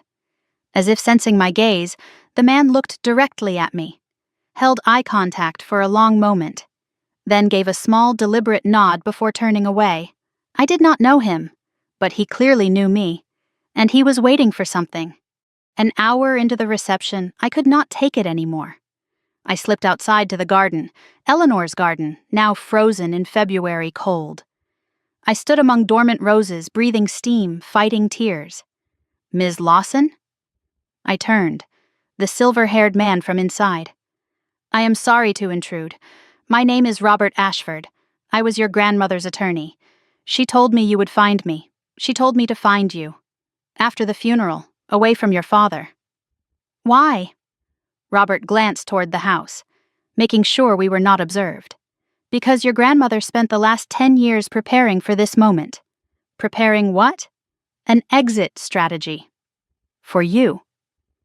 He reached into his coat and pulled out a sealed envelope. Red wax. Eleanor's initials pressed into the seal. She asked me to give you this. Her instructions were specific. Only to you, only after her death, only when you were alone. I took it, felt its weight. Different from the childhood envelope with the brass key, thicker, heavier, more urgent. What is inside? I do not know. She never told me. He paused, but she also gave me instructions for a trust, the Eleanor Lawson Architecture Scholarship Trust. I have never heard of it. No one has. That was the point. He paused again. You are the sole beneficiary, Ms. Lawson. When certain conditions are met, the trust activates. What conditions? That is in the envelope, I believe, along with other information your grandmother wanted you to have. Robert glanced at the house again. Ms. Lawson, I need you to understand something. Your grandmother was very clear. Your father must not know about this trust. Not yet. Why? Because if he finds out, he will try to contest it. He will claim Eleanor was not of sound mind. He will tie it up in courts for years. His eyes were serious. Your grandmother spent a decade building this protection. Do not let him tear it down before you can use it. When can I use it? When you are ready. He smiled, sad and knowing. Those were her words. You will know when. He pressed a business card into my hand. When the time comes, call me. I will help you through the legal process. Thank you. For everything. Do not thank me, Ms. Lawson. Thank your grandmother. He turned to leave, then paused. She talked about you often, you know. Said you were the only one who inherited her real talent. Her real talent? The ability to build things that matter. He walked away, disappearing into the house. I stood alone in the frozen garden, holding an envelope that contained my future. I did not open it that day. The grief was too fresh, the weight too heavy. I put it in a drawer and tried to survive. It stayed sealed for 18 months. What I did not know that day. Inside the house, my father was already moving. Even before the last mourners left, Richard Lawson had his assistant drafting documents to transfer Eleanor's design portfolio to the company. Hundreds of original drawings, concepts, blueprints.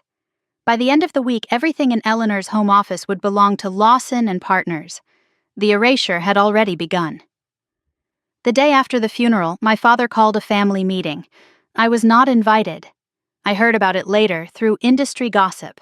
Restructuring, he called it. Honoring Eleanor's legacy. In reality, consolidating power. Eleanor's home office was cleared within the week. Filing cabinets shipped to Lawson and Partners. Her personal computer wiped and donated. Decades of her work absorbed into the company archive. Under Richard's control. The will was read 2 weeks later. I received $5,000. For personal expenses. Everything else, the house, the investments, the intellectual property, went to the firm, which meant it went to Richard. Olivia was named custodian of Eleanor's design portfolio. A 22-year-old with a state school degree now controlled the life's work of an architectural pioneer. I wanted to scream, wanted to contest, wanted to fight. But Robert's words echoed. Not yet. When you are ready. So I stayed silent, watched them pick my grandmother's legacy clean. And waited. For 18 months, Eleanor's envelope sat in my drawer. Some nights I would take it out, feel its weight, put it back. I was not ready. I was surviving. Barely. The diner, the double shifts, the secret designs. All of it was survival, not strategy. I needed a sign, a moment, something to tell me the time had come. And then, August 2022, I became a competition finalist and saw Olivia parading our grandmother's stolen work. And finally understood. Ready or not, the fight was here. I sat in the bank vault, surrounded by my grandmother's legacy. The journal, the USB drive, the sealed envelopes. And now, finally, understanding. Eleanor had spent decades preparing. Not just the trust, evidence, documentation, proof. The USB drive alone probably contained records of every design Richard had stolen. The journal recorded dates, meetings, conversations. This was not just protection. It was a case my grandmother had been building for 60 years. I picked up the envelope marked, "Open Second." This one was thinner, lighter. I broke the seal. Inside, a single sheet of paper and a photograph. The photograph showed Eleanor, young and radiant, standing in front of the Morrison Cultural Center on opening day, 1987. In her hands, the original blueprints. Her blueprints. The paper was a handwritten note. This is the truth they buried. This is who I was. Now show them who you are. I gathered everything from the box. The journal, the USB, the envelopes, the photograph. 60 years of hidden truth, waiting to be released. I thought of the competition, the finalist notification. I thought of Olivia's stolen designs, my father's empire built on theft. I thought of Catherine Monroe at Meridian, evaluating partnerships. All the pieces were aligning, all the doors were opening. But one envelope remained sealed. The one Robert Ashford had given me at the funeral. Open when you are ready to fly. I pulled it from my purse, felt its weight. 18 months of waiting, 18 months of survival. It was time. I gathered my grandmother's legacy and headed for my car. Whatever I found in that envelope, I was done being invisible. I sat in my car outside Hartford Savings Bank, engine off, windows up, the world muted. The contents of box 1247 spread across my passenger seat. The journal, the USB drive, the photograph of my grandmother, young and radiant, holding the blueprints they stole from her. But in my hands, I held the envelope Robert Ashford had given me at the funeral. 18 months sealed, 18 months waiting, red wax, Eleanor's initials. The words written in her elegant script. Open when you are ready to fly. My grandmother had known, had always known. I broke the seal. Inside was a thick stack of documents and a handwritten letter. I reached for the letter first. Eleanor's voice, one more time. My dearest Stephanie, if you are reading this, 2 things have happened. I am gone, and you have reached a moment where you need more than hope. You need a weapon. My hands trembled. Everything I could not give you while alive, the protection, the resources, the truth, I have put into this package. Read carefully, act wisely, and remember, the best revenge is not destruction. It is becoming everything they said you could not be. I set the letter aside and pulled out the legal documents. The Eleanor Lawson Architecture Scholarship Trust, established March 2015, 7 years ago. Funded by royalties from Eleanor's design patents, designs the firm never credited to her. Designs she had quietly registered under her own name, collecting payments Richard never knew existed. Current value, $2.8 million. Sole beneficiary, Stephanie Marie Lawson. I read the number 3 times. $2.8 million. My grandmother had been secretly collecting royalties for decades, building a war chest while my father built his empire on her invisible labor. But there was a catch. There was always a catch with Eleanor. She never gave gifts. She gave opportunities. Activation conditions. The trust shall become accessible to the beneficiary upon verification of one of the following. Condition A. Employment at a nationally recognized architecture firm not affiliated with Lawson and Partners. Condition B.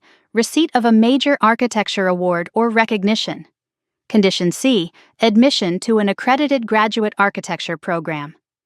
Eleanor had been specific. I could not just inherit the money. I had to earn it, had to prove myself, on my own terms. And the competition finalist notification sitting in my email? That was Condition B, waiting to be fulfilled. At the bottom of the trust document, a handwritten note in Eleanor's script. I did not want to just give you money, sweetheart. I wanted to give you proof that you could succeed without them. When you meet these conditions, you will know it is real. Not luck, not charity. You. I wiped my eyes. Even from the grave, my grandmother was teaching me. I flipped to the next section of documents. Strategic Partnership Agreement, Eleanor Lawson Architecture Scholarship Trust and Meridian Development Corporation. My breath caught. Meridian, the company sponsoring the National Architecture Innovation Award, the company evaluating partnerships for Harborview Tower, the company my father was trying to work with. The documents told a story I had never known. 1982. Eleanor Lawson mentored a young architecture student named Catherine Chen. Brilliant, driven, overlooked, just like Eleanor had been 40 years earlier. Eleanor championed her, recommended her for positions, helped her land her first job when no one else would take a chance on a young Asian woman in a field dominated by old white men. They stayed in touch for 40 years. Christmas cards, phone calls, occasional lunches when Catherine passed through Hartford. Catherine Chen became Catherine Monroe through marriage in 1991. rose through the ranks of development and design, founded Meridian Development Corporation in 2003, built it into one of the largest development firms in America, and never forgot the woman who believed in her first. 2019. Eleanor, knowing she was dying, reached out to Catherine one final time. They made an arrangement. Eleanor's trust would fund a scholarship for women in architecture, administered through Meridian's foundation. And if Eleanor's granddaughter ever applied to Meridian, for a job, for an award, for anything, Catherine would personally review her case. Not to give her special treatment, Eleanor had written in a memo, but to ensure she gets a fair chance. Something my son will never allow. I sat back in the driver's seat, documents swimming before my eyes. My grandmother had not just saved money, she had built a network, a safety net I never knew existed. Catherine Monroe was not just the CEO of Meridian, she was Eleanor's protégé, her contingency plan, her final gift. The competition was not random luck, it was a door Eleanor had been building for years. One more document caught my eye, a printout of emails between Eleanor and Catherine, dated 6 months before Eleanor's death. The last one, from Catherine. I promise, Eleanor, if she is half as talented as you say, I will make sure she has a chance. And if Richard tries anything, I will have documentation ready. We both know what he is capable of. Eleanor's reply, her final message to her old friend. Thank you, old friend. She is better than I ever was. She just does not know it yet. My hands moved to the next section. A folder labeled Portfolio Submission. Stephanie Lawson. Confidential. Inside were printouts of my Yale thesis project, my senior designs. Work I had not looked at in years. Work I had almost forgotten I was capable of creating. And a cover letter. Eleanor's letterhead, dated 2019. Dear Catherine, enclosed. Please find a selection of my granddaughter's architectural work. She does not know I am sending this, and I ask that you keep it confidential for now. My chest tightened. Stephanie has talent that exceeds my own at her age, but my son has already begun his campaign to diminish her. By the time she graduates, doors will be closing. I am asking you to keep this portfolio on file. When she is ready, when she finds her way to you on her own merit, I want you to see who she really is. Not the story Richard tells. The truth. 2019. 3 years before the competition. Eleanor had sent my portfolio to Meridian while I was still in school, before the blacklist, before the diner, before any of it. My grandmother had seen the future, had prepared for the war before it began, when she finds her way to you on her own merit. Eleanor had not rigged the competition, she had just made sure I would be seen. The rest, the finalist selection, the Resilient Center design, that was all me. My grandmother had built the door. But I had walked through it myself. I sat in my car and cried, not from sadness, not from grief, from overwhelming, impossible gratitude. I had spent 2 years thinking I was alone, thinking no one believed in me, thinking I had been abandoned by everyone who should have protected me. But Eleanor had believed, had planned, had protected. Even from the grave, my grandmother was still fighting for me. At the very bottom of the portfolio folder, one final note, not from Eleanor, but from Catherine Monroe, handwritten on Meridian letterhead, dated just 2 months ago. Eleanor, I found her. She submitted to the Innovation Award. The design is extraordinary, better than anything I have seen in years. You were right, she is ready. I will make sure Richard never sees this coming. The note was addressed to a dead woman, but the message was clear. Catherine Monroe had been watching, waiting, and now she was ready to act. One more section remained in the envelope, a folder marked Documentation, Richard Lawson Communications. I opened it, already knowing what I would find.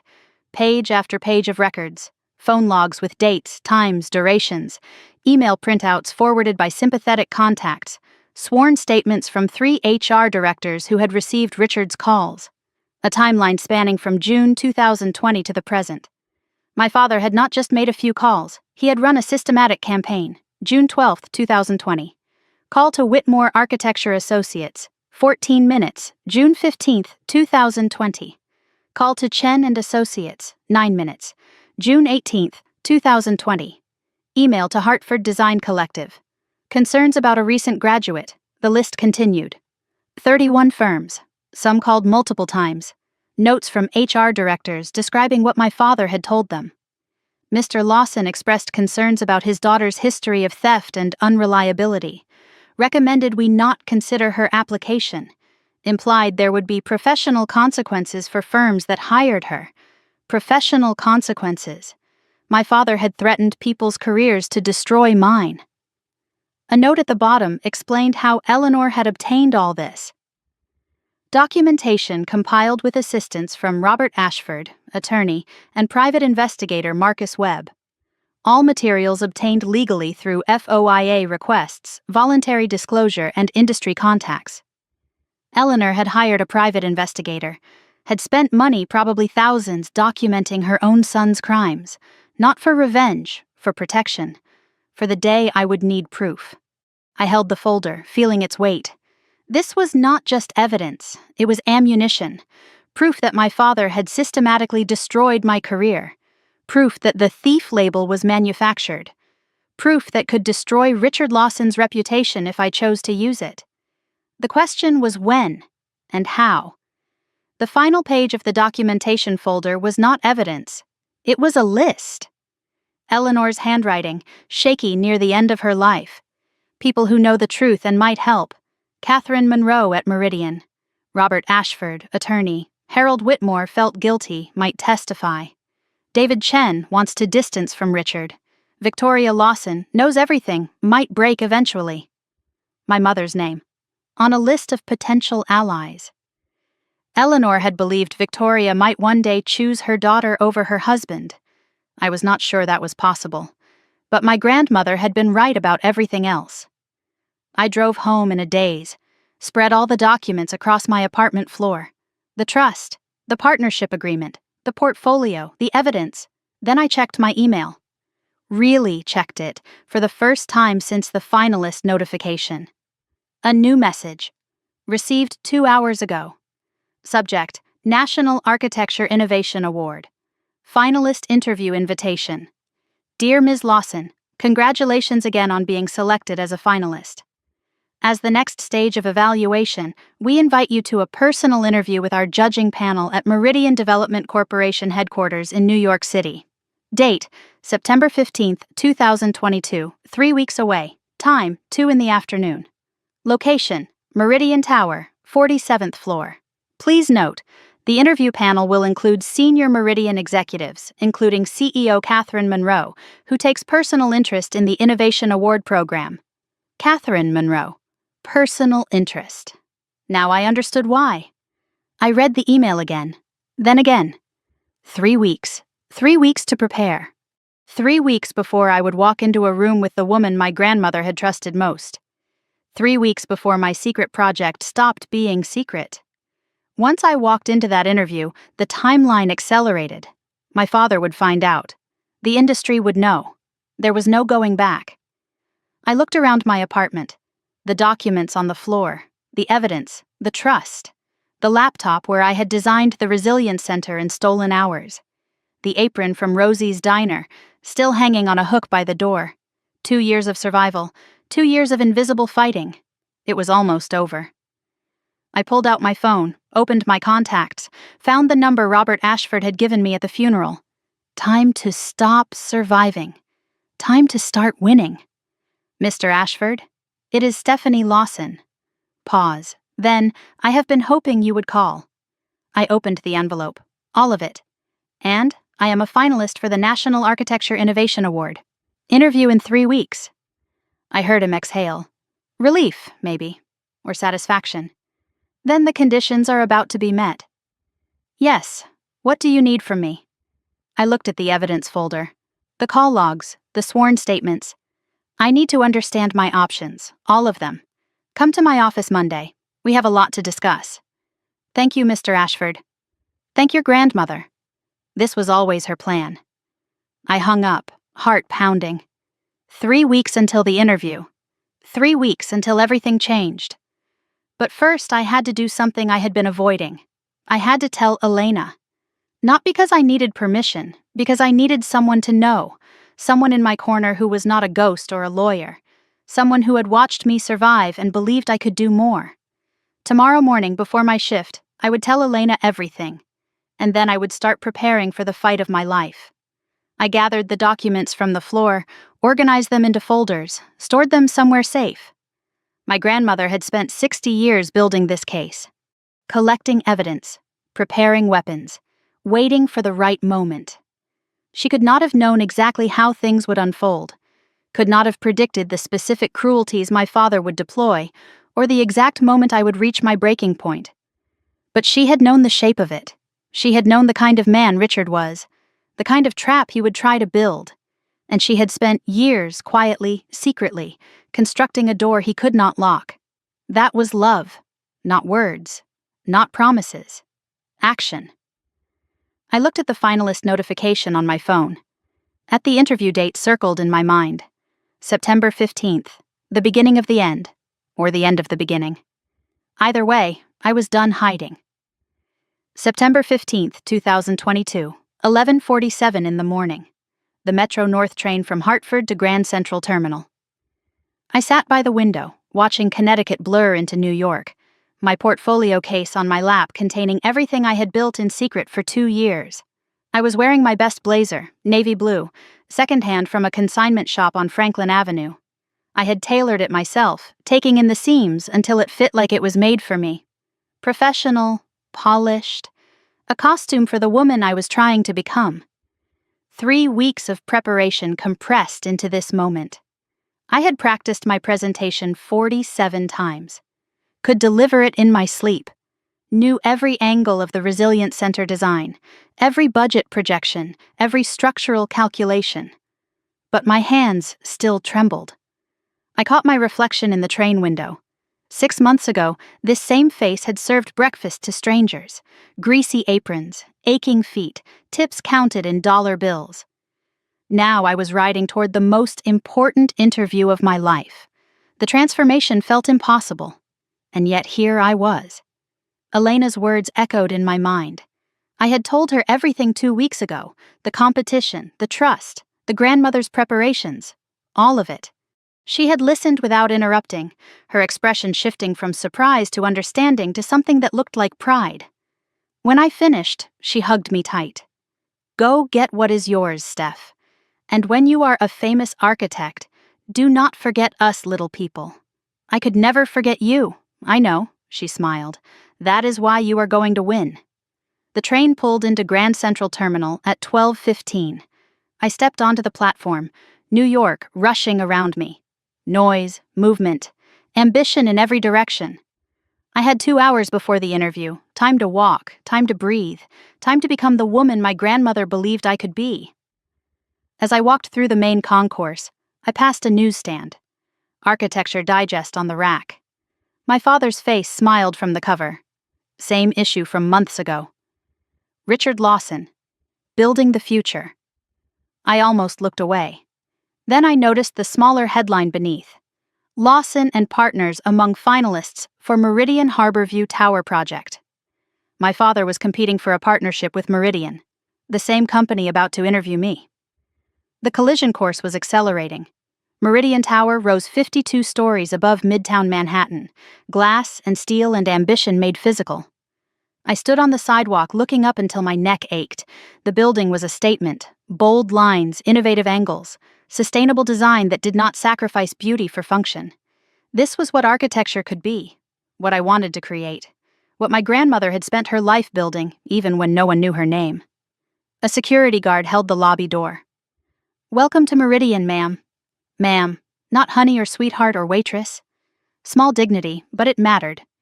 Inside, the atrium soared 5 stories high. Natural light cascaded from skylights, warming the marble floors. A wall of awards and accolades. Magazine covers, project photographs. Meridian had built hospitals in Singapore, cultural centers in Dubai, affordable housing in Detroit. They did not just build for profit, they built with purpose. No wonder my grandmother had trusted Catherine Monroe. The elevator rose, Manhattan shrinking below. My ears popped, my stomach fluttered. 30 seconds to compose myself. 30 seconds to remember who I was and why I was here. The doors opened on the 47th floor. A receptionist smiled. "Ms. Lawson, they are expecting you." The executive waiting area was everything my apartment was not. Leather chairs that probably cost more than my car. Fresh flowers in crystal vases. Art on the walls that belonged in museums. 4 other candidates already waited. 3 men in expensive suits, checking phones, radiating confidence. 1 woman with a Yale architecture tote bag, studying her notes with the intensity of someone who had something to prove. They glanced at me, assessed my consignment shop blazer, looked away. I did not belong here, not in their eyes. But I had learned something in 2 years of waiting tables. The people who underestimate you are always the most surprised when you win. One of the men looked familiar, tall, Asian, early 30s. Something about his face triggered recognition. Then it clicked. Marcus Chen, son of David Chen, partner at Chen and Associates. One of the firms that had rejected me, one of the firms my father had called. Marcus met my eyes. Recognition flickered, then something else, guilt maybe, or curiosity. He looked away first. A young Meridian staffer approached with a glass of water. As he handed it to me, he leaned in slightly. "Ms. Monroe asked me to tell you. Your grandmother would be proud." Then he walked away before I could respond. How did he know about my grandmother? How many people at Meridian knew the real story? The web Eleanor had woven was larger than I had imagined. "Ms. Lawson? They are ready for you." I gathered my portfolio, stood, walked toward the conference room door. Inside, floor-to-ceiling windows framed Manhattan like a painting. Long mahogany table. 5 executives already seated reviewing documents. At the head of the table, an empty chair. "Please, Ms. Lawson, have a seat. Ms. Monroe will join us shortly." The panel introduced themselves. James Morrison, VP of Development, Sarah Okonkwo, Director of Sustainable Design, David Park, Chief Innovation Officer, Linda Vasquez, Head of Community Projects. Each had reviewed my submission. Each had questions. "Tell us about the Resilience Center concept." I opened my portfolio. 2 years of survival, compressed into drawings and specifications. The Resilience Center is designed for people in transition. I kept my voice steady, confident.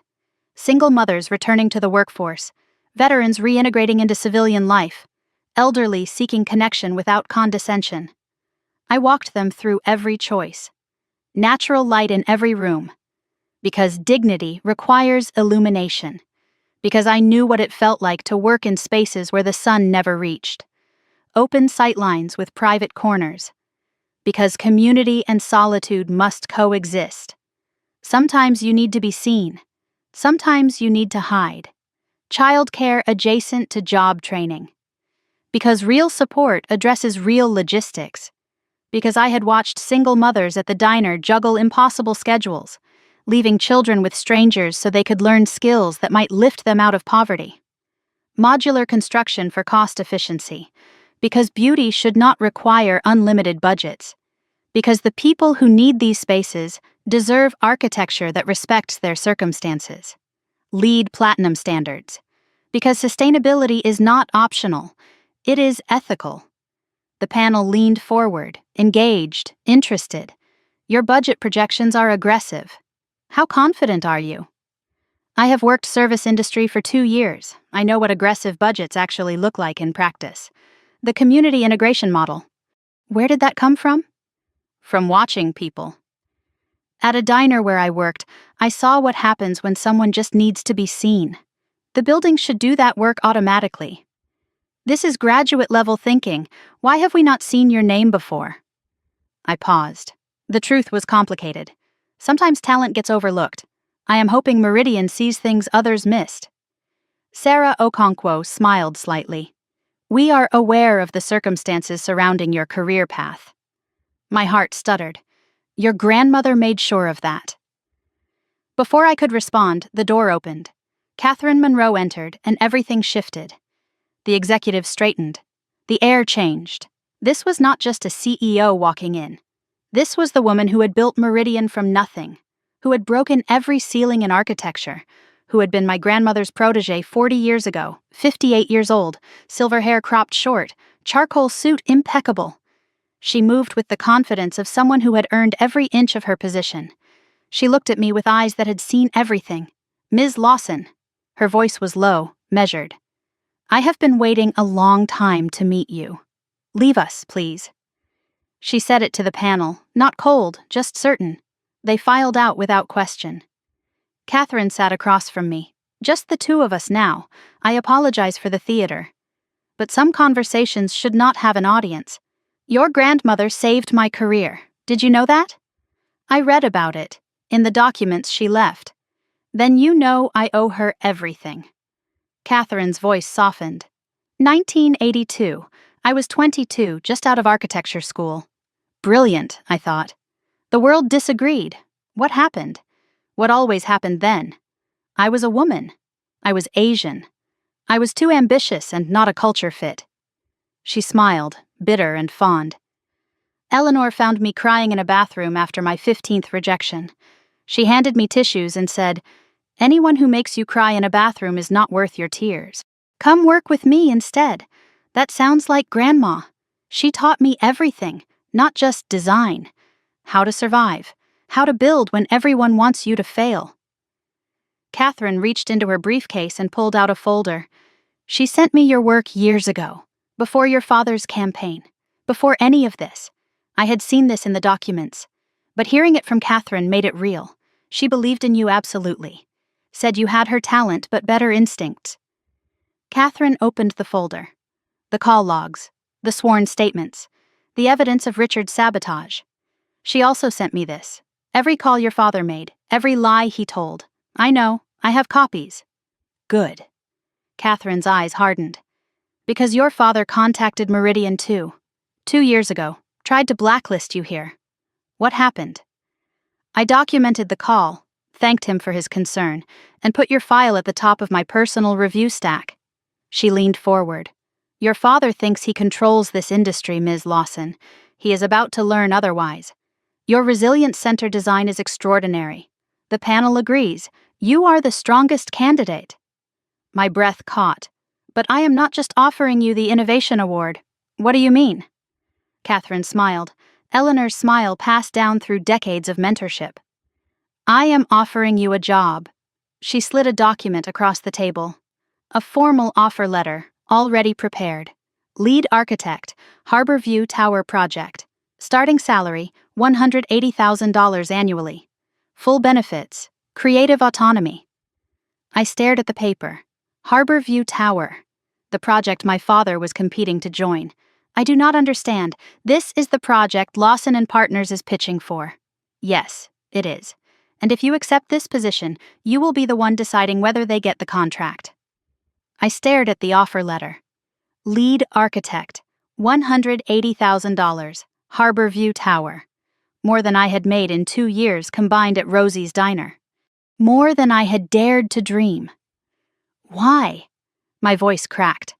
Why go this far for me? Because your grandmother asked me to, because you have earned it. And because... Catherine paused, something shifting in her expression. Because 40 years ago, Eleanor gave me a chance no one else would. She did not do it for gratitude or repayment. She did it because it was right. She saw what I could become before I saw it myself. Catherine's voice was thick with old emotion. I am not doing you a favor, Ms. Lawson. I am continuing a legacy. The way Eleanor would have wanted. There are conditions, of course. Of course. You will need to meet with our legal team. The trust your grandmother established. The activation conditions will be satisfied by this employment. $2.8 million. I said it aloud, still not believing. It is yours. Eleanor made sure of that. And the evidence? The call logs? Catherine's expression cooled. That is your decision. You can release it publicly, pursue legal action, or keep it private. What would you do? I would wait. Use it strategically. Your father does not know what you have. That is an advantage. Do not waste it. I looked at the offer letter one more time. Lead architect, Harborview Tower. the project my father wanted. This was not just a job, it was a position, a platform, a door. Yes, I said. I accept. Catherine smiled, not triumphant, just satisfied, just right. Welcome to Meridian, Ms. Lawson. She extended her hand. I shook it. Her grip was firm, warm. Your grandmother would be proud. I hope so. I know so. Now, let us talk about what happens next. Catherine outlined the timeline. Start date, October 1st. First task, review Harborview Tower contractor applications, including Lawson and Partners bid. You do not have to recuse yourself, but you should know. This will put you directly in your father's path. I know. Are you ready for that? I thought of 2 years of rejection. The diner, the humiliation, the silence. I have been ready my whole life. I left Meridian Tower at 4:47 in the afternoon. The sun was setting over Manhattan, painting the skyline gold. In my bag, a signed offer letter, a copy of the trust activation documents, the phone number of Meridian's legal team. In my heart, something I had not felt in years. Hope, real hope, earned hope. I pulled out my phone and called Elena. How did it go? I laughed, actually laughed for the first time in months. I got the job. I am going to be an architect. Elena's scream of joy was audible across the street. I knew it. I knew it. I wiped my eyes, smiling. There is more. I will explain everything. But Elena, thank you for believing in me when I could not. Always, honey, always. I hung up, looked back at Meridian Tower. In 3 weeks I would be working there. In less time than that, my father would find out. The war was not over, but for the first time, I was fighting from a position of strength. October 3rd, 2022, third day at Meridian Development Corporation. I stood outside my office door for 5 minutes, just staring at the nameplate. Stephanie Lawson, lead architect, Harborview Tower project. My name, on a door, in a real architecture firm. 2 years of serving breakfast, and now this. The office was small but mine. 14th floor, corner window with a view of the East River, a desk covered with blueprints, contractor bids, feasibility studies. Real work. Architecture work. The kind of work I had trained 6 years for and spent 2 years dreaming about. Harborview Tower was massive. 42 stories of mixed-use development in Lower Manhattan. Residential units, commercial spaces, community areas. Budget $340 million. Timeline 3 years. It was the biggest project of my career. My only project, technically. But I was ready. I had been preparing my whole life. I was not alone. Meridian had assigned me a small team. 2 junior architects fresh from Columbia, eager and talented, and looking at me like I had answers.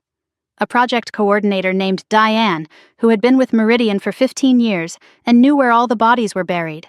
And a senior consultant who made my stomach clench every time I saw him. Marcus Chen. The same Marcus Chen from the waiting room. David Chen's son. The same family that had rejected me 2 years ago because my father told them I was a thief. Awkward did not begin to cover it. The day before, Robert Ashford had called with news that still did not feel real. The trust is officially activated. Funds are accessible whenever you need them. $2.8 million. In my name. Untouchable by my father. I had not touched it yet. Did not know how to think about money like that. But knowing it was there changed everything. I was not desperate anymore. I had options. Options my father did not know about. That morning, I reviewed the list of contractor applications for Harborview Tower. 17 firms competing for subcontractor positions. Structural engineering, electrical, plumbing, HVAC. All the pieces that would turn my designs into reality. And there, on page 12, Lawson and Partners Architecture. Application filed September 28th, 3 days before I started. My father had applied blind, competing for a contract that would now cross my desk. The universe had a cruel sense of humor. Mid-morning, Marcus Chen appeared at my office door. Coffee? I know a place downstairs that does not taste like burnt tires. I hesitated. The Chen family had rejected me, been part of the blacklist. But Marcus's eyes held something I recognized, Guilt. Sure, coffee sounds good. We found a quiet corner in the building's cafe. Exposed brick walls, soft jazz playing. The kind of place where serious conversations happened over expensive espresso.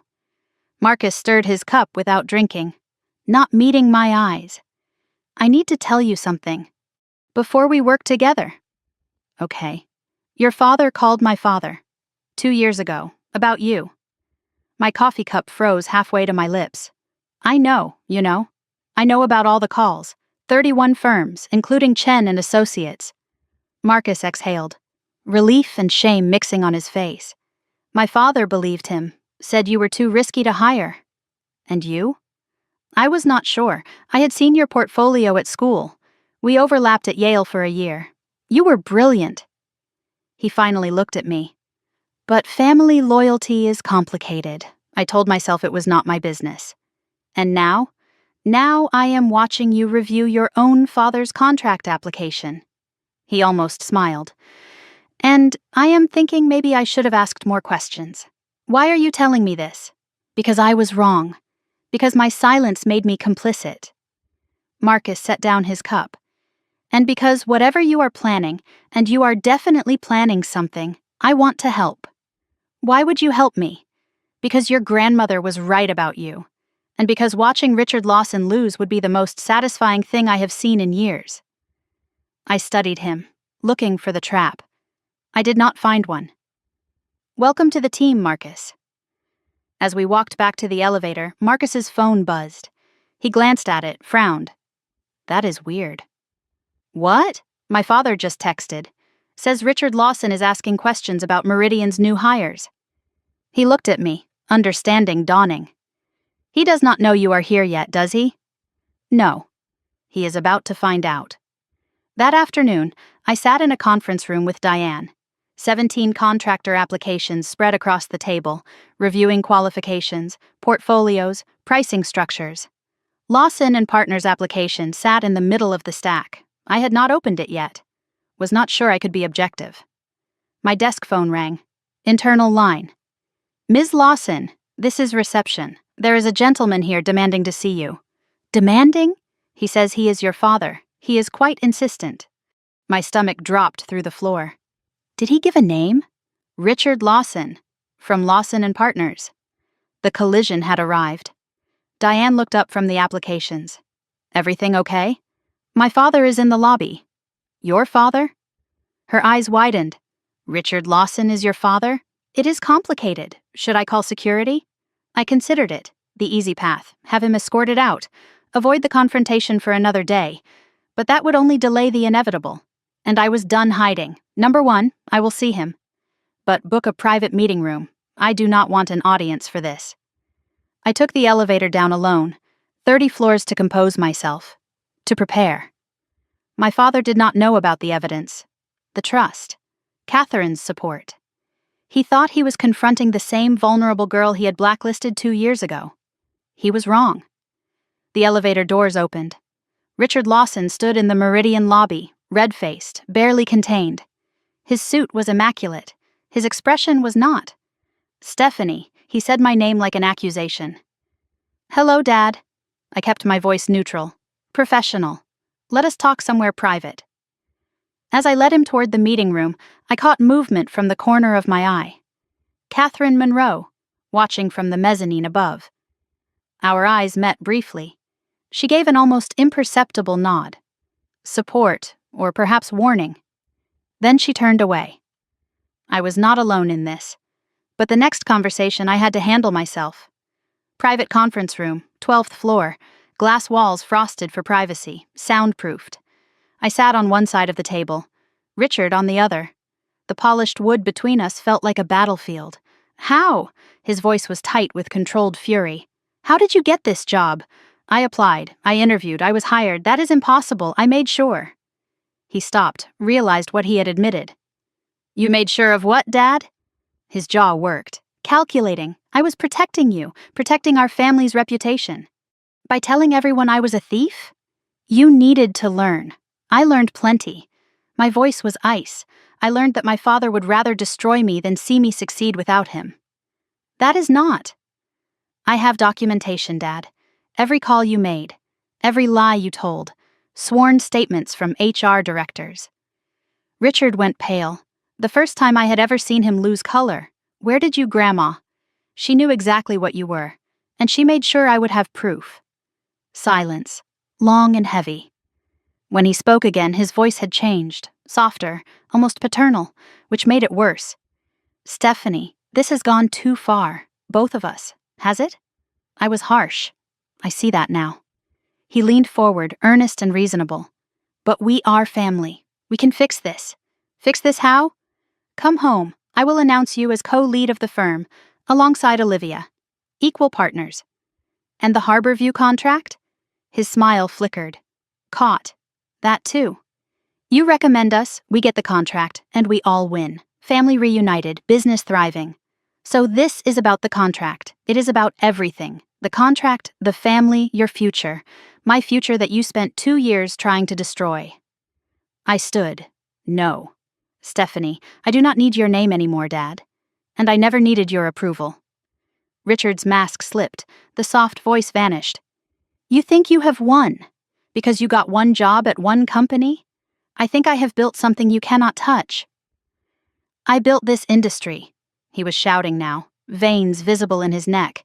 One word from me and your little career is over. Again. I did not flinch. Try it. See what happens. You have no idea what I am capable of. Actually, Dad, I do. I walked to the door. I have it all documented. I paused at the threshold, turned back. The contractor applications are being reviewed this week. Lawson and Partners will be evaluated on merit. Nothing more, nothing less. You would not dare. I am not going to sabotage you, Dad. That is your playbook, not mine. I opened the door. But I am not going to save you either. You will stand or fall on your own work. Stephanie, goodbye, Dad. I walked out. Did not look back. My hands were shaking. But my voice had not wavered once. I made it to the elevator before my legs gave out. Leaned against the wall, breathing hard, replaying every word. I had done it. Faced him and refused to break. But as the adrenaline faded, a cold realization settled in. My father had looked genuinely shocked when I mentioned the documentation. He had not known about Eleanor's preparations, which meant he was scrambling now. Desperate, and desperate people did desperate things. Back in my office, door closed, I sat at my desk, staring at nothing. A knock. Catherine Monroe entered without waiting. I heard. The whole building probably heard. Only the parts that matter. She sat across from me. How are you? I do not know. Terrified, relieved, angry. All appropriate responses. He tried to bribe me. Co-lead of the firm if I gave him the contract. And you said no. I said no. Catherine smiled. Proud, almost maternal. Eleanor would have loved that. He is not going to stop. No, he is not. What do? You do your job. You evaluate contractors fairly. You build something extraordinary. Catherine stood, moved to the door. And you let me handle Richard. What are you going to do? Nothing yet. But if he tries anything. Her eyes hardened. Meridian has resources he cannot imagine.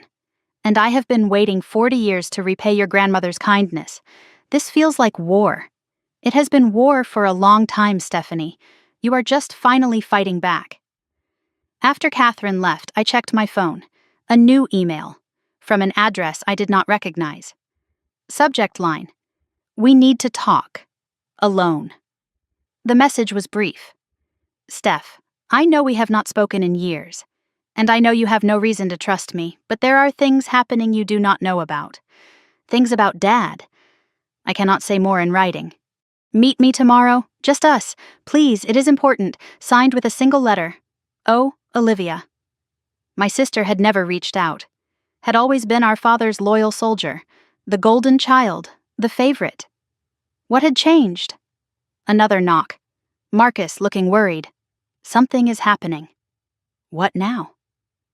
Lawson and Partners just filed an urgent meeting request with Meridian's board of directors.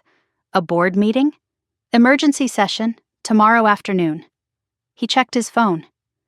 The request is citing concerns about conflicts of interest in the Harborview Tower evaluation process.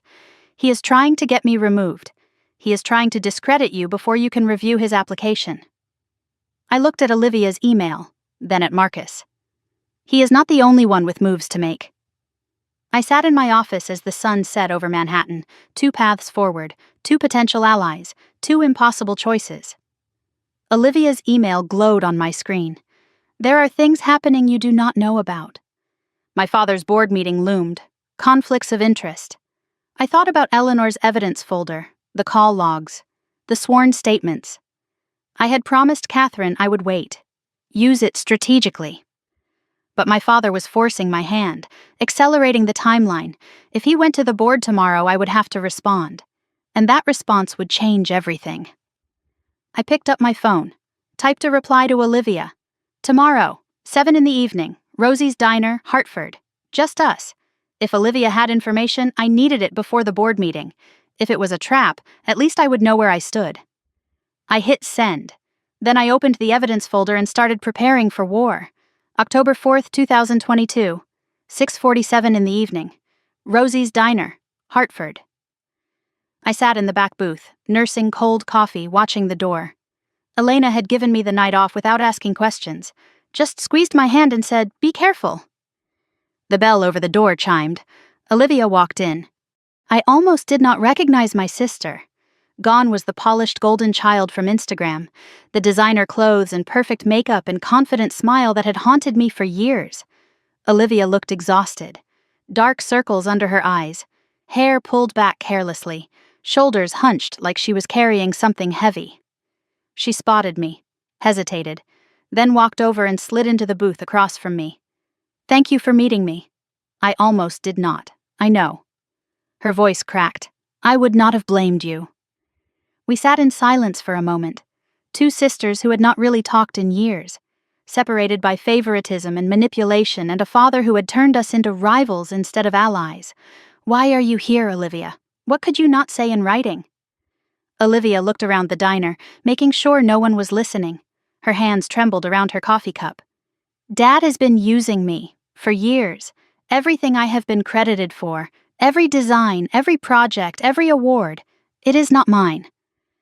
My coffee cup froze halfway to my lips. "What do you mean, not yours? I mean, I did not design any of it."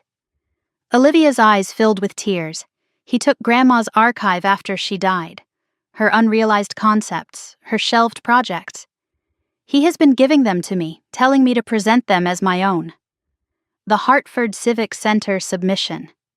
Grandma's design from 1994. I found the original in the archive. He told me to update the renderings and put my name on it. "And you did it?" Olivia's face crumpled. I did not know how to say no. "You did not know how to say no?" "Olivia, you have been parading stolen work for years. You think I wanted this?" Her voice rose, then dropped. "You got to leave, Steph. You got to walk away. I never had that option. You had every option. You were the favorite. The favorite." Olivia laughed bitterly. "Do you know what that means? It means every moment of my life has been managed, controlled, scripted." She leaned forward, eyes burning with something I had never seen from her before. Desperation. Dad chose my major. Dad chose my career. Dad chose which projects I would design. He even chose who I was supposed to marry before I broke it off. Preston Hartwell. "You knew about that?" "I know about a lot of things now." Silence stretched between us. I studied my sister's face, looking for the trap, looking for the manipulation. All I saw was exhaustion, and something that looked like relief. Olivia reached into her bag and pulled out a thick folder. "I have been collecting this for months, since I realized what he was doing." She slid it across the table. Inside, side-by-side comparisons. Eleanor's original blueprints dated 1970s through 1990s. Lawson and Partners' new designs from 2020 through 2022. Identical. Line for line. "He has been stealing from Grandma since before we were born." Olivia's voice was hollow. "And he is still doing it. Why are you giving this to me? Because I am tired, Steph." Her voice broke. "I am tired of being his puppet, his trophy, his lie. What do you want me to do with it?" Olivia met my eyes. The first honest eye contact we had shared in years. I want you to end it. As I flipped through the evidence, one document caught my attention. A formal cease and desist letter, never sent. Dated 2018, from Eleanor's lawyer Robert Ashford, threatening legal action against Lawson and Partners for unauthorized use of proprietary designs. Eleanor had known, had prepared to fight, and then died before she could act. The question was, who had stopped her? I set down the folder. Why did you not tell me before? Any of this? Because I was scared, because I believed him when he said you were the problem. Olivia wiped her eyes. He told me you were jealous, unstable, that the thief story was true, and you believed him. I wanted to believe him. It was easier than admitting my whole life was built on his lies. Something shifted in my chest. Not forgiveness, not yet, but understanding. He manipulated both of us, just in different ways. You, he tried to break. Me, he tried to own. Olivia's voice hardened. I do not know which is worse. There is something else. Olivia leaned forward. The board meeting tomorrow. Dad's conflict of interest complaint. You know about that? I helped him draft it. Shame crossed her face. Before I decided to contact you, what is his strategy? He is going to accuse you of personal vendetta. Say you cannot be objective because of family estrangement. He wants you removed from Harborview entirely. And if that does not work, he will claim Meridian is biased. Try to tank the whole partnership. I processed this. My father would rather destroy everything than lose control. There is one thing he does not know, Olivia said quietly. What? Mom is going to be there. Mom, why would Mom be at a Meridian board meeting? Because I told her everything. Last night. I stared at my sister. You told Mom about the stolen designs? I told her everything. About Grandma's archive. About what Dad did to you. About what he has been doing to me. And? Olivia's eyes glistened. She cried for 3 hours. Then she said something I have never heard her say before. What? It is time this family told the truth. I did not know what to make of this. Victoria had been silent her entire life, complicit through passivity. Why would she speak now, unless Eleanor had planted something else, a contingency even I did not know about? Olivia, did Grandma ever give Mom anything? Documents? Instructions? Olivia nodded slowly. A sealed envelope. Mom has had it for 3 years. She never told Dad it existed. October 5th, 2022, 2 in the afternoon. Meridian Tower, 50th floor. The boardroom was everything a boardroom should be. Mahogany table for 20. Windows overlooking Manhattan. Gravity in every inch of air. I sat beside Catherine Monroe, Marcus Chen on my other side, quiet support. Across the table, Richard Lawson, flanked by 2 corporate lawyers in identical gray suits. And in the corner, almost invisible, Victoria Lawson, my mother, present for the first time in my memory. The Meridian board consisted of 7 members, all watching with carefully neutral expressions. Chairman Harold Webb, 68 years old, had built his career on reading rooms. He had known Eleanor, I had learned, respected her.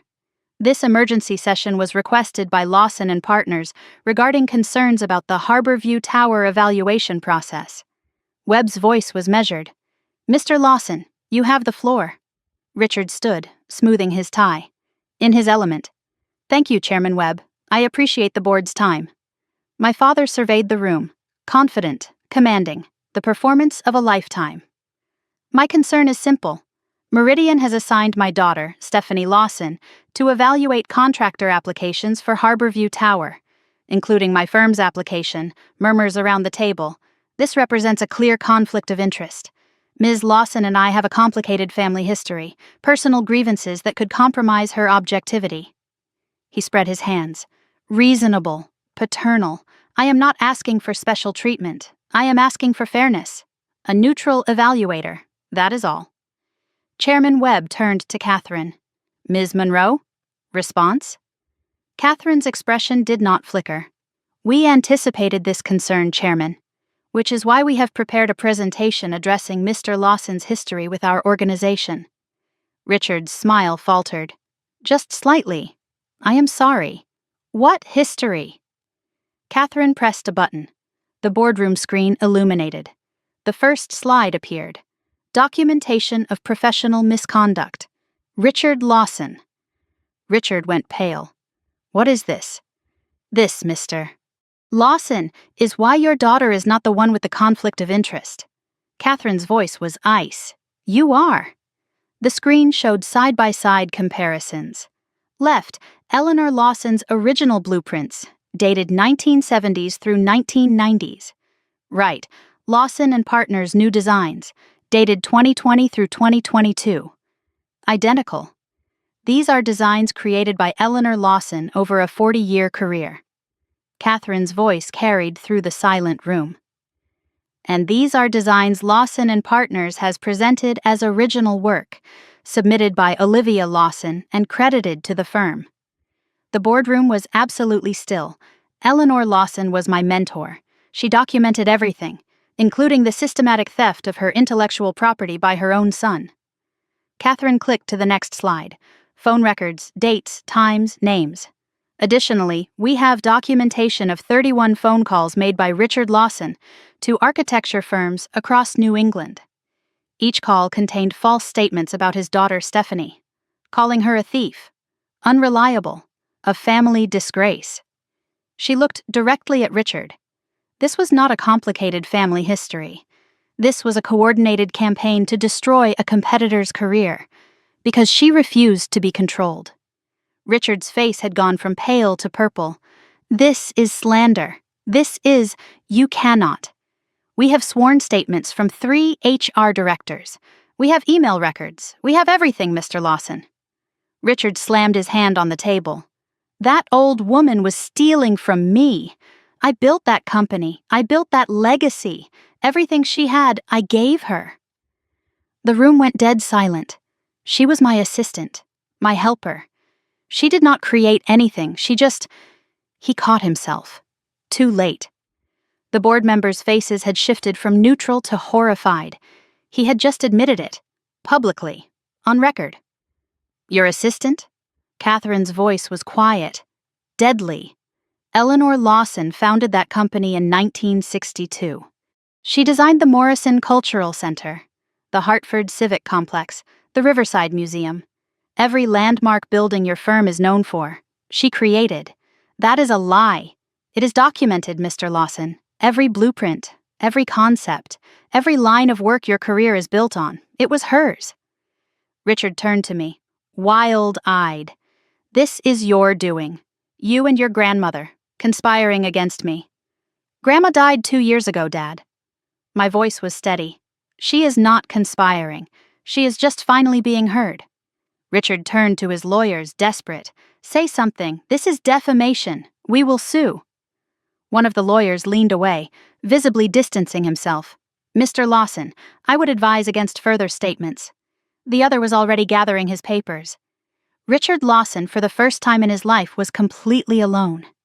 In the chaos, no one noticed Victoria stand. Until she spoke. That is enough, Richard. The room went silent. Richard spun toward his wife. Victoria, sit down. No. Her voice was quiet but unshakable. I have been sitting down for 30 years. I am done. She walked forward, past the lawyers, past the board members, until she stood in the center of the room. I had never seen my mother like this. Spine straight, eyes clear, present. Everything Catherine Monroe said is true. I have known for decades. Victoria's voice cracked but held. I watched Eleanor design buildings that Richard took credit for. I watched him erase her from her own legacy. I watched him do the same thing to our daughter. She looked at me, tears streaming down her face. I was too afraid to stop it. I told myself it was not my place. I told myself the girls would be fine. Victoria. Richard's voice was warning, threatening. I was wrong. She turned back to him. I was a coward, and I am done. Victoria reached into her purse, pulled out a sealed envelope. Red wax. Eleanor's initials. Eleanor gave this to me 3 years ago. Made me promise to use it when the truth needed protection. She broke the seal. Inside, a single document. This is a prenuptial agreement. signed by Richard Lawson in 1989. Eleanor insisted on it when Richard took over the firm. Victoria read aloud. In the event that Richard Lawson claims sole credit for designs created by Eleanor Lawson or obstructs the careers of her descendants, all shares of Lawson and Partners held in the Lawson Family Trust shall revert to a charitable foundation. The room was absolutely still. The designs Richard stole, they triggered this clause. His shares are frozen, effective immediately. Richard staggered backward. You cannot. That document is not. Mother would not. Eleanor knew exactly who you were, Richard. Victoria's voice hardened. She loved you anyway. But she protected her legacy and her granddaughter. Richard looked around the room, at the board members avoiding his eyes, at his lawyers backing away, at his wife standing against him, at his daughter watching him fall. For the first time, I saw my father without his armor, and underneath was nothing but smallness. This meeting is adjourned. Chairman Webb's voice was quiet. Lawson and Partners' application is withdrawn from consideration pending legal review. Richard said nothing, just walked toward the door. At the threshold, he turned back, looked at me. You have destroyed this family. No, Dad. My voice was steady. You did that years ago. I am just telling the truth. He left without another word. His lawyers followed. Victoria stayed. After Richard left, my mother approached me slowly. I am sorry, she whispered. I am so sorry I did not protect you. I did not know what to say. 30 years of silence could not be erased with one word. But Victoria had stood up. Finally. It is a start, Mom. Victoria nodded, tears falling. It is a start. The board members filed out quietly. Catherine remained, watching me with something like pride. Your grandmother planned this for 30 years. I know, she would have loved seeing that. I wish she could have. Catherine squeezed my shoulder. She saw it. Trust me. She saw it. Olivia approached. Tentative. I did not know about Mom's document. I swear, I believe you. What happens now? I looked at my sister. Really looked, saw the exhaustion, the relief, the fear. Now we figure out who we are without him. Olivia nodded slowly. I do not know how to do that. Neither do I. I almost smiled. But at least we are not doing it alone. I left Meridian Tower at 5:17 in the afternoon. My father's empire was crumbling. My mother had finally spoken. My sister was no longer my enemy. And somehow I could feel my grandmother smiling. But as I stepped onto the sidewalk, my phone buzzed. A text from an unknown number. Congratulations on the victory. But this is not over. Richard has one more card to play. Watch your back. A friend. I stared at the message. Who was warning me? And what card did my father have left? I looked back at Meridian Tower, then at the city stretching before me. The war was not over, but for the first time, I was winning. And I was not going to stop until it was finished. January 15th, 2023. I stood on the 42nd floor of Harborview Tower, wind whipping through the open construction site, Manhattan sprawling below like a circuit board of dreams and ambition. My building, my design, my name on the blueprints. 3 months since the board meeting, 3 months since everything changed. Construction scaffolding still surrounded the structure, but the bones were there, steel and glass and purpose, rising from the foundation I had designed in stolen hours between waitressing shifts. The mixed-use development had been praised in Architecture Digest the week before, the same magazine that had once featured only my father, a bold vision for urban community, they called it. I had cut out the article, kept it in my desk drawer, not for pride, for proof that I had built something real. The fallout from the board meeting had been swift and merciless. Richard Lawson's empire crumbled faster than anyone expected. 3 major contracts canceled within weeks. Partners who had built their reputations alongside him distanced themselves publicly. The industry that had once revered him now whispered about him in past tense. Lawson and Partners filed for restructuring in December.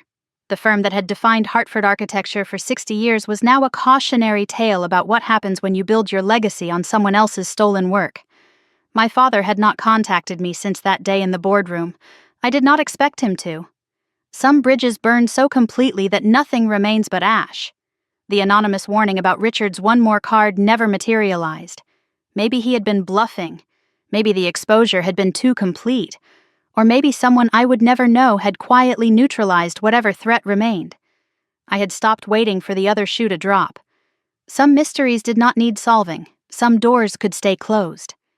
Last week, I received a letter. No return address. Inside, a single photograph of Eleanor at a groundbreaking ceremony in 1975. Shovel in hand. Smile radiant. The kind of smile that belonged to someone who knew they were building something that mattered. On the back, handwritten words I did not recognize. She would have been so proud. Thank you for finishing what she started. Eleanor's allies were still out there. Still watching, still protecting her legacy. Victoria Lawson filed for divorce in November. After 32 years of marriage, she was finally free. She moved into a small apartment in New Haven, near where Eleanor used to live. I visited her last week, not knowing what to expect. The woman who answered the door looked different, lighter, present in a way I had never seen. I am learning to cook, she said, almost shy. Your grandmother always said I relied too much on caterers. We had tea, talked about nothing important, everything important. It was not forgiveness, not yet. But it was beginning. How is Mom? Olivia's voice came through the phone a few days later, tentative. Better. She is taking a pottery class. Pottery?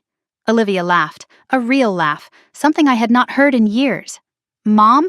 I know, I could not believe it either. Silence. Comfortable now, not awkward. I started therapy, Olivia said quietly. Twice a week. How is it? Hard, good, necessary. I am proud of you. I have not earned that yet. You are trying. That counts. Olivia had left Lawson and Partners before the restructuring. She was working at a small design firm now, entry level, earning her own credentials for the first time in her life. It is humbling, she admitted. Starting over at 24. Better than never starting at all. We were not close yet. Years of distance could not be erased in months. But we texted now, called sometimes, showed up for each other in small ways that mattered. I had invited Olivia to the Harborview Tower opening in March. I would like that, she said. If you are sure, I am sure. Family, I was learning, was not about blood. It was about choice, and I was choosing to rebuild. Richard had tried to contact Olivia twice. Both times she declined. Victoria received a letter from his lawyers contesting the divorce terms. She forwarded it to Robert Ashford without responding. I had not heard from my father at all.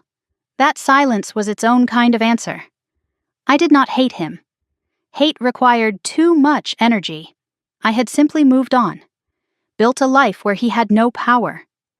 That was the real victory.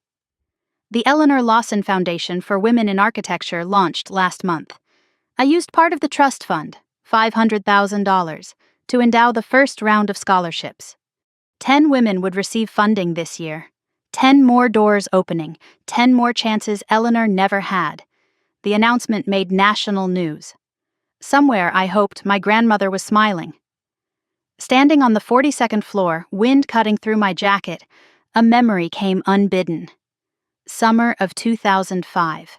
I was 10 years old. Grandmother Eleanor's brownstone in New Haven. A hot August evening. Fireflies beginning to blink in the garden below. Eleanor had taken me up to her roof. A flat section with lawn chairs and potted plants, and a view of the city she had helped build. My secret place, she said. Where I come to think. We sat together, watching the sun set over New Haven. Orange and pink and gold, painting the buildings like a watercolor.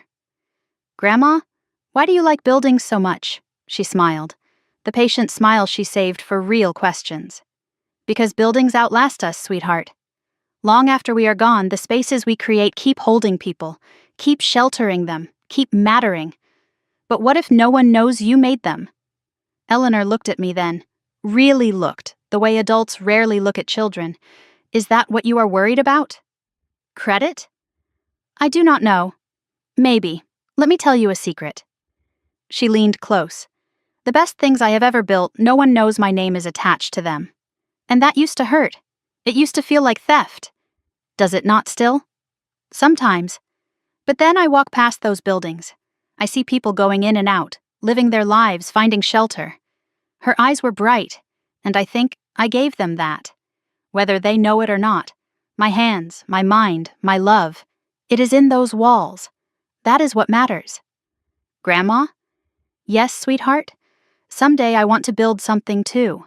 Something that matters. Eleanor pulled me close, kissed the top of my head. You will, my girl. You will build something taller than any of these buildings. Taller than skyscrapers? She laughed, maybe not taller in feet, but taller in meaning. She pointed at the horizon, at the buildings catching the last light. Someday, you will stand on top of something you built, and when you do, you will remember this moment. I will. You will. And you will know you flew. Not because someone carried you, because you refused to crawl. I blinked. The memory faded. I was back on the 42nd floor of Harborview Tower, 27 years old, lead architect, standing in my own building.